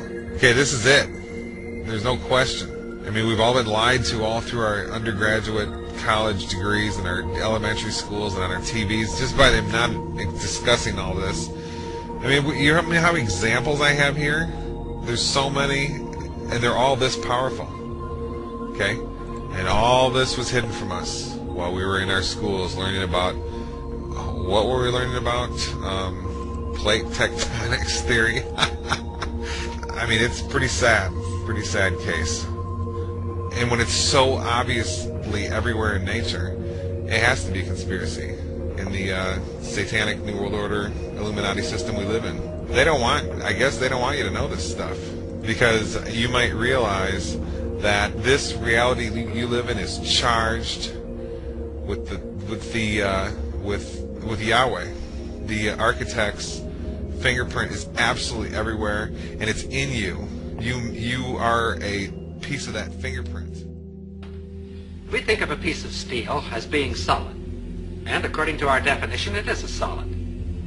But the popular concept of what makes a solid is certainly a false one. This piece of steel, and any so-called solid substance on this earth, is almost entirely empty space. If we could eliminate the empty space in this piece of steel, all that would remain would be a tiny bit of matter, so small as to be invisible even with a high-power microscope. This concept of almost unlimited empty space within matter is comparatively new, but it is the very cornerstone of our knowledge in this atomic age. Atoms are not solid. Instead, they are tiny solar systems composed of infinitely small particles revolving at tremendous speeds and bound together by enormous forces. And like our solar system, atoms are almost entirely empty space. For the moment, let's forget the forces within the atom. Thinking only of the particles and the empty space around them, Science knows no reason why I couldn't take this so-called solid steel bottle and just throw it right on through that wall. Except this, we've tried it and it hasn't worked. If I were to attempt to run through that wall right now, all I'd get for my trouble would be a good-sized lump on the head. But that which would prevent my body passing through the wall would not be a collision of particles, but rather a collision of forces. The same forces that make an atom bomb. And if it were not for these forces, my body could go freely back and forth through that wall, just as though it were not there. It is within the realm of scientific possibility that there could be two worlds coexistent, occupying the same part of space at the same moment of time, each world just as real as the other, with its mountains, valleys, rivers, trees, and people. And that one world could pass freely through the other world, neither world being conscious of the existence of the other world, if you grant just one thing. Atomic forces within the material substance of these two worlds that are not mutually interactive. What do we mean by this? Let's see. Here are two pieces of steel. Their appearance is quite similar. But a magnet will reveal a basic internal difference between the two pieces. This one, of course, is picked up. But this one is unaffected. This piece of steel is non-magnetic, stainless steel. Of course, we all know that other metals, such as brass or aluminum, are not affected by the magnet. But a ring made of aluminum is something else. It can be suspended in air by the electromagnetic force of what is actually a transformer.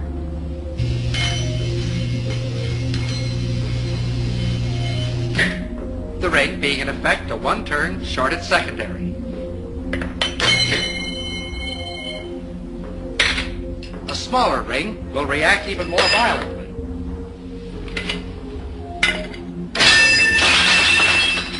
Here is another ring. This one made of a material we say is non-conducting.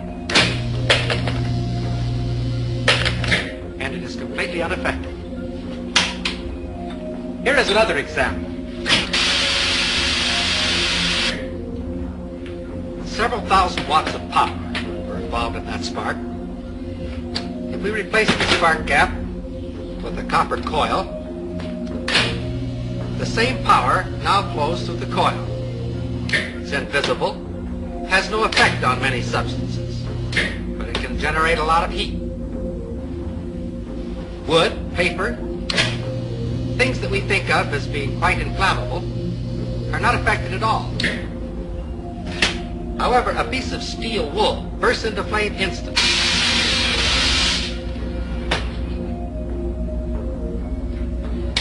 Did you ever fry an egg on a coal stove?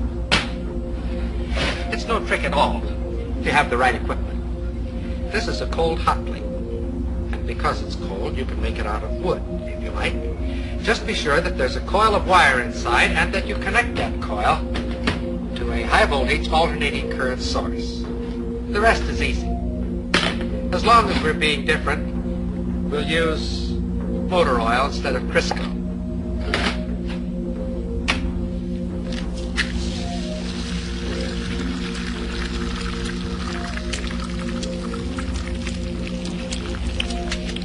The egg fries very quickly, but the stove remains perfectly cold. In fact, if you wish to keep it handy, you can fry your egg on the morning newspaper. With a gadget like this, you can get up in the morning, sit on the stove, read the morning newspaper, and fry the eggs in your lap. Another example of the fact that physical forces can be quite selective in their effect. All of the examples which we have cited thus far have been in the physical realm, and of course have been limited by that fact. We can, however, cite examples that transcend the purely physical and clearly demonstrate the reality of these two worlds. Well, it was interesting because I became a biologist, a developmental cellular biologist. I'm working on cells, of course, and in my graduate work I was cloning stem cells. And it's interesting because a lot of people think stem cells are something brand new that just came into this world recently, and the fact was I was cloning stem cells back in 1967, 40 years ago. And the significance was, while I was doing this research, I was also teaching medical students. So I was teaching medical students the foundation of how cells work, the conventional story out of the textbook, genes control life, what we call the genetic determinism, the belief that genes control your traits, behavior, your physical characteristics, etc. And what my research revealed when I was studying the stem cells was this, very profound. I put one stem cell in a petri dish all by itself, and it would divide every 10 to 12 hours. So it would be 2, 4, 8, 16 cells, 32 cells. After about 2 weeks, I had thousands of cells in the petri dish, but what was unique? They were all genetically identical. But then I did the experiment. The experiment was to take some cells out of the dish and put them into a separate dish with a different environment. Okay. And so the environment is a culture medium, but the culture medium to cells is like the world that we live in. It's got the air, the water, the food, all the things in it. So I take the cells out of my stem cell dish, put them in a separate dish with a different environment, and the cells form muscle. But then I went back to the same dish with genetically identical cells in it and took some cells out and put them in a different environment, and they formed bone. And then I went back to the same dish with genetically identical cells and put them in a third petri dish with a different environment, and they formed fat cells. And there I was confronted with this reality. All the cells are genetically identical, but they had different fate, fat, muscle, bone. And I said, simple question, what controls the fate of cells? And the answer is the environment. It was the only thing that was different because they were all genetically identical. So I started to really say, oh my goodness, here I am teaching genes control life to the medical students, and yet the cells were revealing to me that, hey, they all had the same genes, but it was the environment that I put them in, and so the environment controlled their life. And a very simple experiment that is very profound for us today is, if I took my dish with plastic petri dish with cells in it and moved it from a healthy environment to a less than healthy environment, the cells get sick. And if I were a doctor of cells, you might say, well, what kind of drugs would you give these cells? And it turns out, no, you don't give the cells any drugs. You just take the dish from the bad environment, put it back into a good environment, and the cells will innately, naturally come back to health again. So how did this realization impact you at the time? Because you were teaching something completely different. Yes. You did this experiment and you realized what you were teaching wasn't the full truth. Oh, absolutely. And then I had a problem with my colleagues because, first of all, they doubted my work, and then I brought them into the experiments and I had them observe them, watch them, and they all said, wow, yeah, the environment controls the cells. But they wanted to marginalize it, so they would say, oh, that's an exception or an anomaly because we're teaching genetic control. It didn't fit the story. The net result, what it led me to do was I had tenure. I had tenure at the university. I walked out of the university and said, look, I can't keep my integrity and at the same time teach something I know was patently wrong. So I walked out because I saw that teaching the belief that genes control life was very, very incorrect. And it's very interesting because I did that in 1970. Now that's like 40 years ago. And guess what? The new science that is just coming into the forefront of our world today is something called epigenetic control. What I was teaching was genetic control by genes. The new science, which is now coming around, is called epigenetic control. And what that means, you understand the prefix epi means above. So you say epidermis, that means the layer above the dermis, skin. If I say epigenetic control, literally it says control above the genes. And this is the new science. And why is it profound? Because when you teach genetic control, you teach victimization. You didn't pick the genes as far as we know. The genes control your traits. You can't change the genes, so you become victimized by your heredity. And the new science, epigenetic control, reveals how your response to the environment, as you change your response to the environment, you change the fate of your cells, just like in the Petri dish. That makes you a master, because you're the one that has the opportunity to change your perception and response, so therefore you're the one that controls your genes. Ancient philosophy talked about an end of time and a transformation of humanity. And while they could tell us about when this might occur, they really didn't underline why it would occur. Now we know why we are facing our imminent extinction on this planet, and coming to those prophecies and making them real. And that is this: we base our world on knowledge. Knowledge is power. Lack of knowledge is lack of power. Well, the knowledge that we've been operating with for many centuries, and the last couple hundred years specifically, the new scientific knowledge, is not actually found to be valid today, which means we've been operating from misperceptions, misbeliefs about the world comes from. Well, the idea is very simply this: if you don't understand, if you have a misperception of the world, it can kill you. And so the significance, I'll give a simple example, is that if we had an anorexic person standing right here, and you and I looked at this anorexic person, we say, well, this person's near death, skin and bones.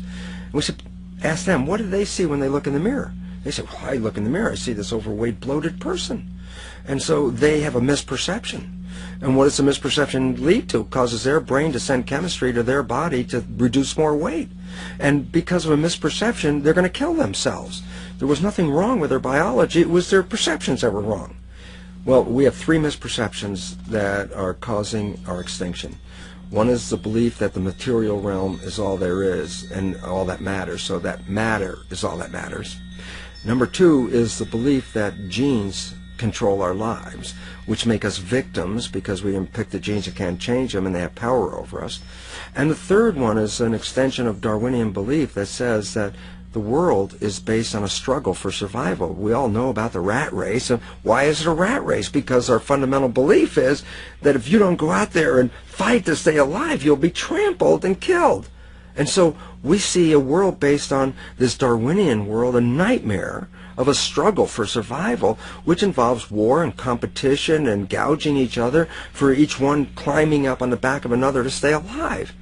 So what's wrong with these perceptions? Well, number one, the belief that matter is all that matters. That's a Newtonian belief. Quantum physics has come in and said, boy, did you make a mistake on that.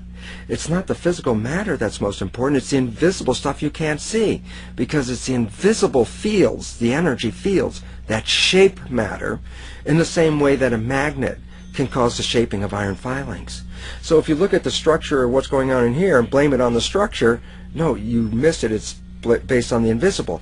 But the biggest part of contribution to that invisible from us is our mind.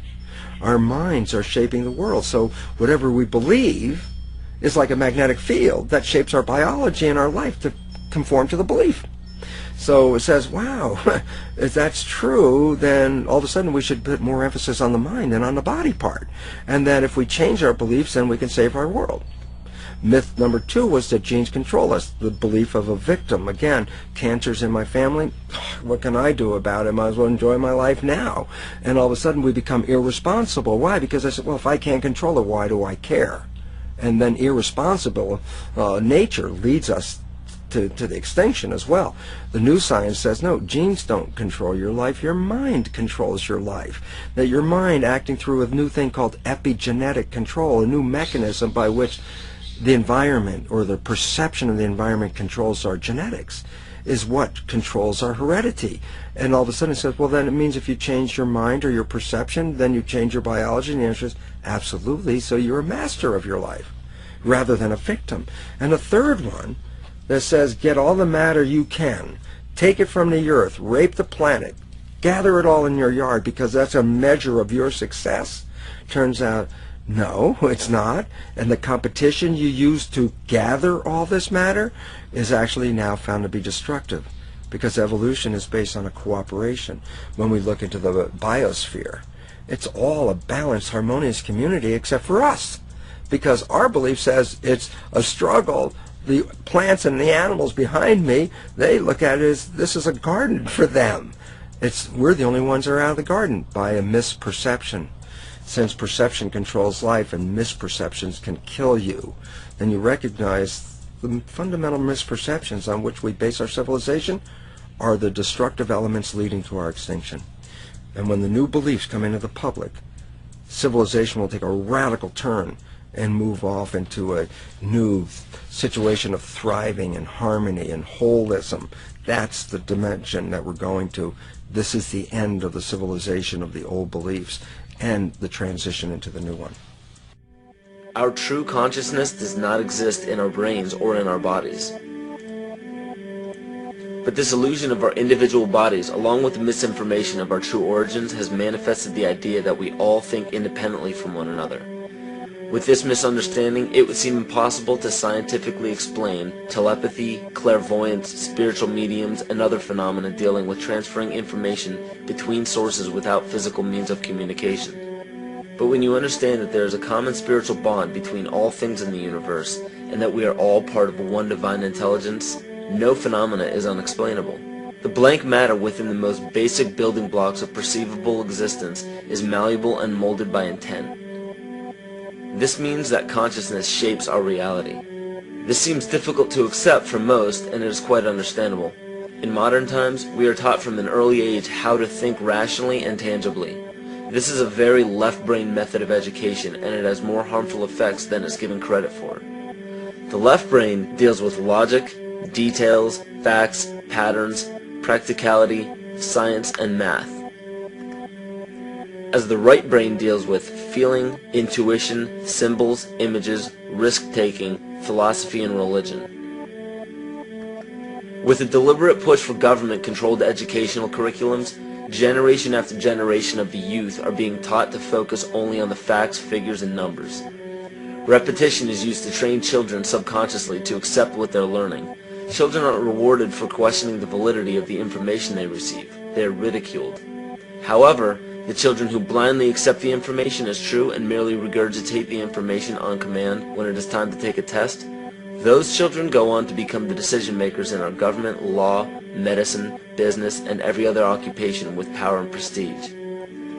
The most detrimental effect of being pushed away from holistic thinking with the full brain into a strictly left brain thought is what is known as the suppression of the feminine. Every male and female have both feminine and masculine qualities. It has nothing to do with man or woman. These are represented by the left and right brain, yin and yang, black and white, light and dark, and most every other duality. Both are vital to our spiritual and physical health. So the intangible parts of our existence, such as emotions, are part of the true reality of higher consciousness. If emotions are part of a realm that we cannot experience with our five senses, then how is it that we are all aware of our emotions? What most people believe to be emotions are not truly the emotion itself. What we are experiencing is the physical manifestation of these emotions. Anger causes disturbance in the psyche, which manifests itself in the ego. These manifestations cause the heart rate to increase, body temperature to rise, and spawn many other physical traits that signify anger. Just as music from the radio is a physical manifestation of an intangible signal, our experience of emotion is the physical manifestation of an intangible signal as well. Ron Sakerly, Department Chairman, Chemistry, University of California, Berkeley, showed that DNA acts as an antenna for cellular upregulation. The primary function they taught us about what DNA is about, it's a receiver and transmitter of photons, light and phonon sound. For what? Cellular upregulation, meaning that their water molecules, the pyramid power around the DNA spiral energizing strands, are taking in the spiritual energy of love vibrations and then sending it out for manifesting, precipitating in a quantum field, the physical matter of the body.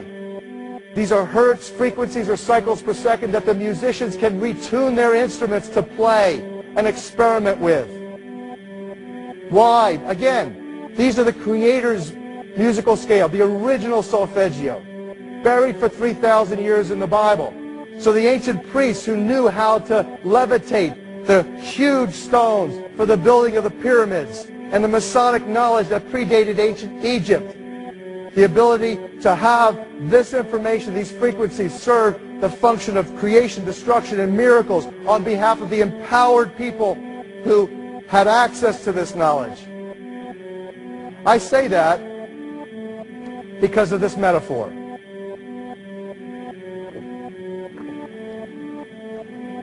This is the difference between the power of our Creator and anything else, particularly evil. That you can go into a pitch black room full of evil, full of darkness, and light a little candle and instantly that darkness flees. But you can't do the opposite. You can't go into a well-lit room full of truth and wisdom and righteousness and joy and health and harmony with the universal power. And you can't take any amount of darkness and go into that well-lit room and have any effect whatsoever. That is the metaphor which I frequently think of when I think that I'm not empowered.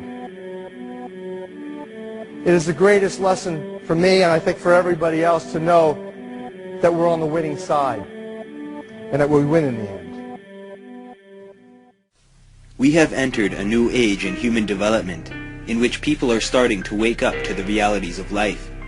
It is the age of enlightenment, and many ancient cultures have described this era within their teachings. Many years ago, much of the new science would have been ridiculed or considered to be the theories and workings of the occult.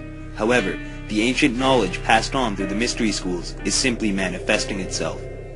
Many secret societies and government organizations have suppressed this sacred wisdom to maintain total control over our spirits, bodies, and minds. It is quite unfortunate that many people live with a "if it's not happening to me or affecting me, then I don't care" mentality. These people fail to realize the collective consciousness of existence and distance themselves from the truths that have been hidden from us for centuries. Much blame is placed upon wrongful sources when, as always, the answers to our problems have existed within us all along. It has always been our consciousness that has shaped the course of history, and if we were to all work together to change our ways instead of contributing to a society based on conflict, struggle, and competition, our collective consciousness would manifest itself to change the overall mentality and development of the planet and of ourselves. The world we live in is designed to keep us thinking inside the box, and our way of living is meant to keep us distracted so that we do not care about the effects of control and the damaging effect it has on our minds. In World War II, Nazi scientists discovered a way to limit human potential without the victims knowing about it. These experiments proved that by administering fluoride into the water supply, people then became very passive, less aggressive, forgetful, and easily controllable. The fluoride affects a part of the brain called the pineal gland, which is responsible for producing melatonin and is considered to be a vital part of the brain responsible for our connection to the spiritual realm. It is not as common in Europe. However, fluoride can be found in the drinking water supply of most North American cities and several other countries around the world. It is important that we address the issue of contaminating our food and water supply, because this has a much greater effect on us than one might think imaginable.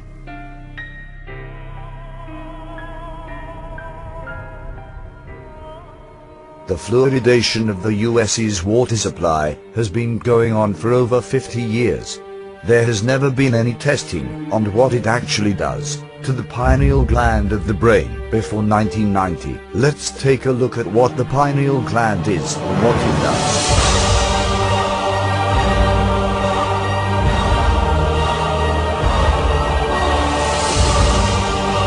The pineal gland, also called the pineal body, epiphysis cerebri, epiphysis, or the third eye. It produces melatonin, a hormone that affects the modulation of wake, sleep patterns, and photoperiodic, or seasonal functions. It is and is located near to the center of the brain, between the two hemispheres, tucked in a groove where the two rounded thalamic bodies join. The pineal gland is reddish-gray, shaped like a tiny pine cone, and about the size of a pea, 8 millimeters in humans. It is often seen in plain skull X-rays, as it is often calcified. Calcification is typically due to intake of the fluoride found in water and toothpaste.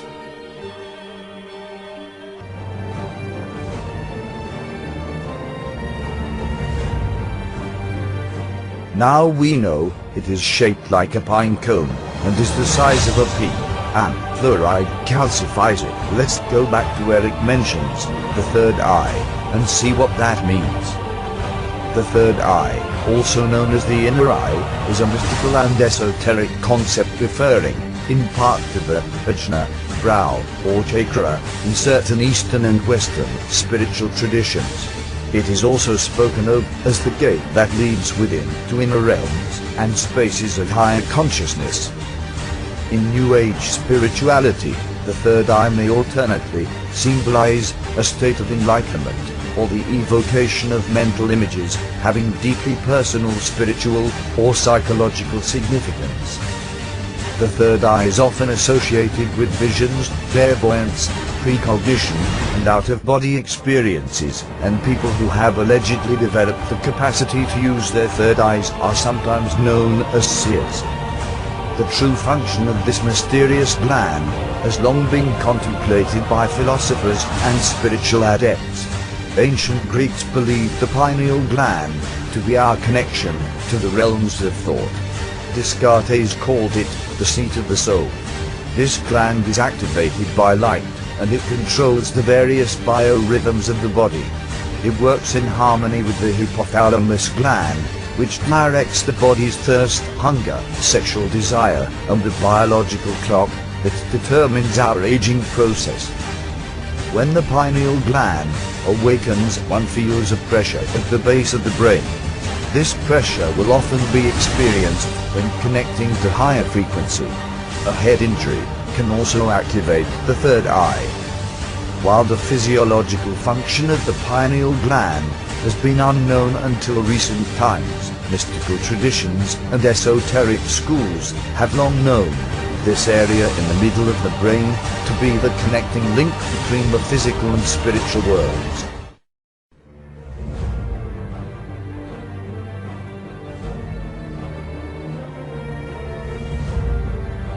I used to think, just how far down the foxhole do I need to go to find out exactly what it is that is being hid, and what is it they want from us, when all I had to do all along was to look in the other direction, behind my eyes, in the center of my brain, to see it.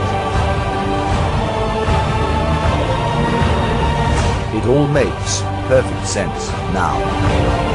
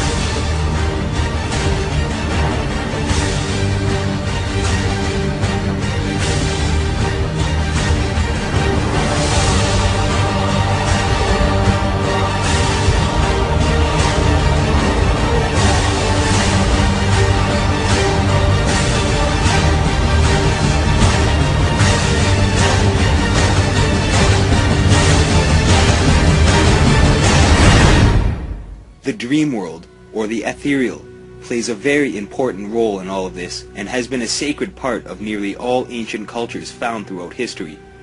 As we discussed earlier, we spend a large portion of our lives sleeping or in altered states, and the rest of the time we are awake in what we consider consciousness.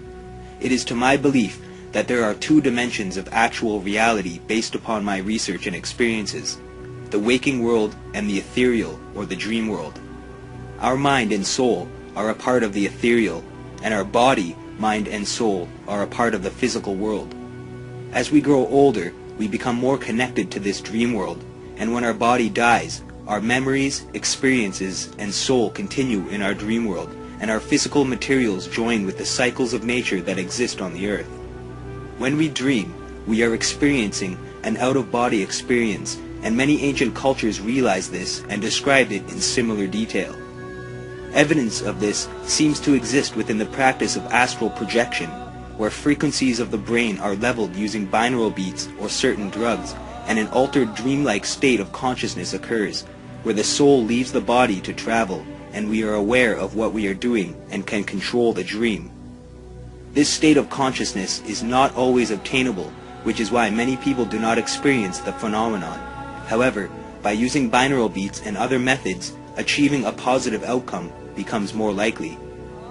From my own personal experiences, I have traveled to many places in my dreams, including distant galaxies and planets, and have even been able to learn things or come up with new ideas as a result. Many people have accredited inventions or theories to their dreams, including Albert Einstein, Carl Jung, and Stephen King's novels. The dream world seems limitless. However, it is hard for most people to remember their dreams, and some don't remember any at all. Since we spend much of our lives within the dream state, it is very important that we try to connect to this realm and apply it to our lives while we are awake. By tuning into this other dimension of our existence, it can change who we are as human beings, and as a direct result, have an impact on the world that we live in. Although things like water fluoridation and contaminating foods has a direct effect on our brains and likely our ability to connect with our spiritual side of life, by identifying the problems that exist in our world and then approaching the problem is the only way we are able to make a difference for future generations. Secret societies and ancient teachings have had a keen interest in the study of the occult and the spirit world because they know of the importance of this aspect, and is also one of the reasons there has always been an attempt to control and manipulate the spirit, body, and mind of unwitting people. Governments have been experimenting on people for a very long time, and have long since learned the techniques and methods on how to gain total control of someone. We have entered the new age, an age of realization, and an age of revelations. People are starting to wake up and understand that for centuries we have been ruled by hierarchy, abused, suppressed, and generally disregarded. Many people have used violence to try and break free from this system, or protested to demand change for a better future. Most of these attempts proved unsuccessful, and so we now sit at a pinnacle in human history, where in order to make a positive change on the earth, we must first look within and make a change inside of ourselves, and as a collective entity, we can address the problems that face the human race. Now that we are aware of the matrix of fear that has been put in place to keep us from achieving great potential, we can contribute to the world in a loving and positive reflection. We must approach our world leaders with the knowledge necessary to justify our opposition and demand that we make the changes necessary to create an existence of longevity and continued renewal and purity. The power of light is much greater than the forces of evil, and it's time that we remove the blindfold that has been placed upon us and protect the children of the future from the repeated mistakes and misfortunes that have been allowed to occur for centuries past. This change begins within the individual, within yourself, and within the spirits, bodies, and minds of the entire planet. It's time to stare into the eye of the Illuminati, without fear and with great conviction, and the power of our belief shall overcome this obstacle. I hope that this information has been useful to you all, and a complete puzzle has been formed within your mind. Please share this information and teach our children the important factors in life, for it is in not only our hands, but that of the future generations. We cannot continue to allow this system to determine the fate of our planet, and it's time we wake up to a new world of realization and use our full potential.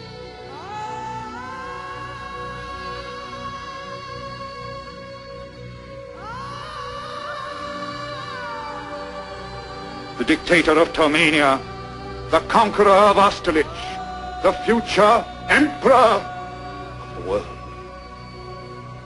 Speak. I can't. You must. It's our only hope.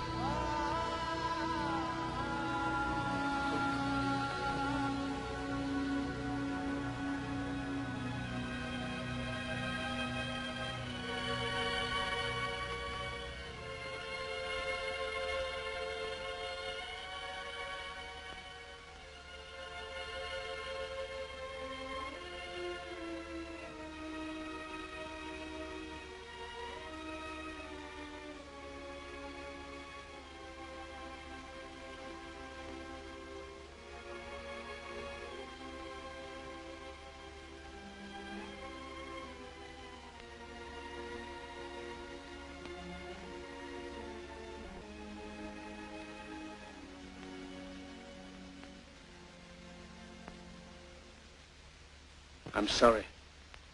But I don't want to be an emperor. That's not my business. I don't want to rule or conquer anyone.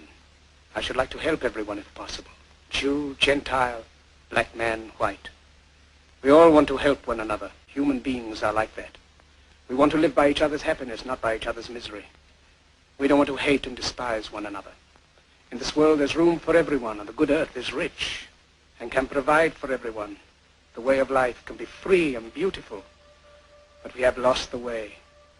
Greed has poisoned men's souls, has barricaded the world with hate, has goose-stepped us into misery and bloodshed.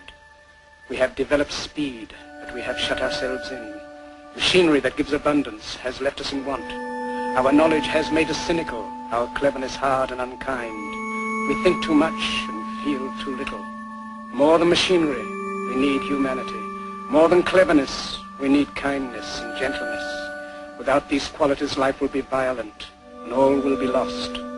The aeroplane and the radio have brought us closer together. The very nature of these inventions cries out for the goodness in men, cries out for universal brotherhood, for the unity of us all. Even now, my voice is reaching millions throughout the world, millions of despairing men, women, and little children, victims of a system that makes men torture and imprison innocent people. To those who can hear me, I say, do not despair. The misery that is now upon us is but the passing of greed, the bitterness of men who fear the way of human progress. The hate of men will pass, and dictators die, and the power they took from the people will return to the people. And so long as men die, liberty will never perish. Soldiers, don't give yourselves to brutes, men who despise you, enslave you, who regiment your lives, tell you what to do, what to think, and what to feel, who drill you, diet you, treat you like cattle, use you as cannon fodder. Don't give yourselves to these unnatural men, machine men with machine minds and machine hearts. You are not machines, you are not cattle, you are men. You have the love of humanity in your hearts. You don't hate, only the unloved hate, the unloved and the unnatural. Soldiers, don't fight for slavery, fight for liberty. In the 17th chapter of St. Luke it is written, the kingdom of God is within man, not one man nor a group of men, but in all men, in you. You, the people, have the power to create machines, the power to create happiness. You, the people, have the power to make this life free and beautiful, to make this life a wonderful adventure. Then in the name of democracy, let us use that power. Let us all unite. Let us fight for a new world, a decent world, that will give men a chance to work, that will give youth a future and old age a security. By the promise of these things, brutes have risen to power, but they lie. They do not fulfill that promise. They never will. Dictators free themselves, but they enslave the people. Now let us fight to fulfill that promise. Let us fight to free the world, to do away with national barriers, to do away with greed, with hate and intolerance. Let us fight for a world of reason, a world where science and progress will lead to all men's happiness. Soldiers, in the name of democracy, let us all unite!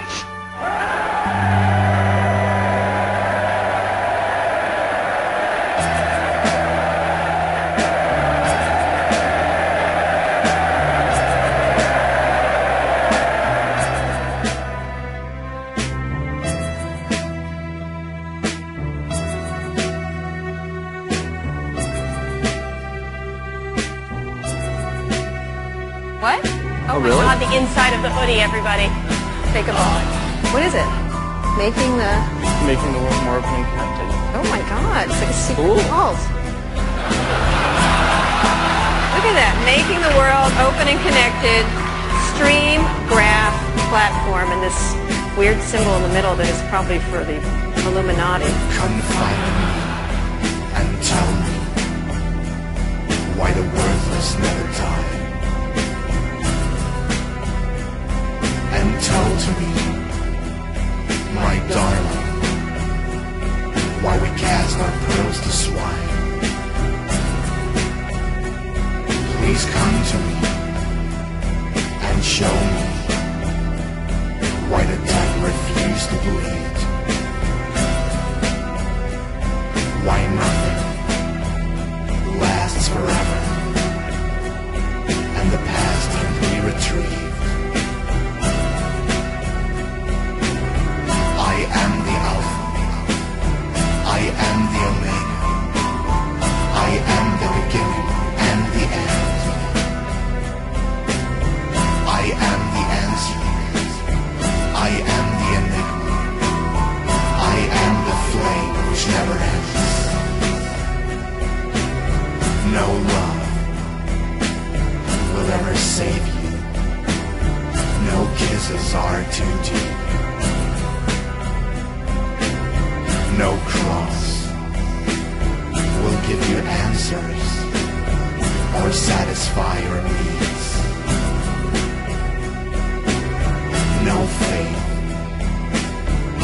give you pleasure that takes away the pain.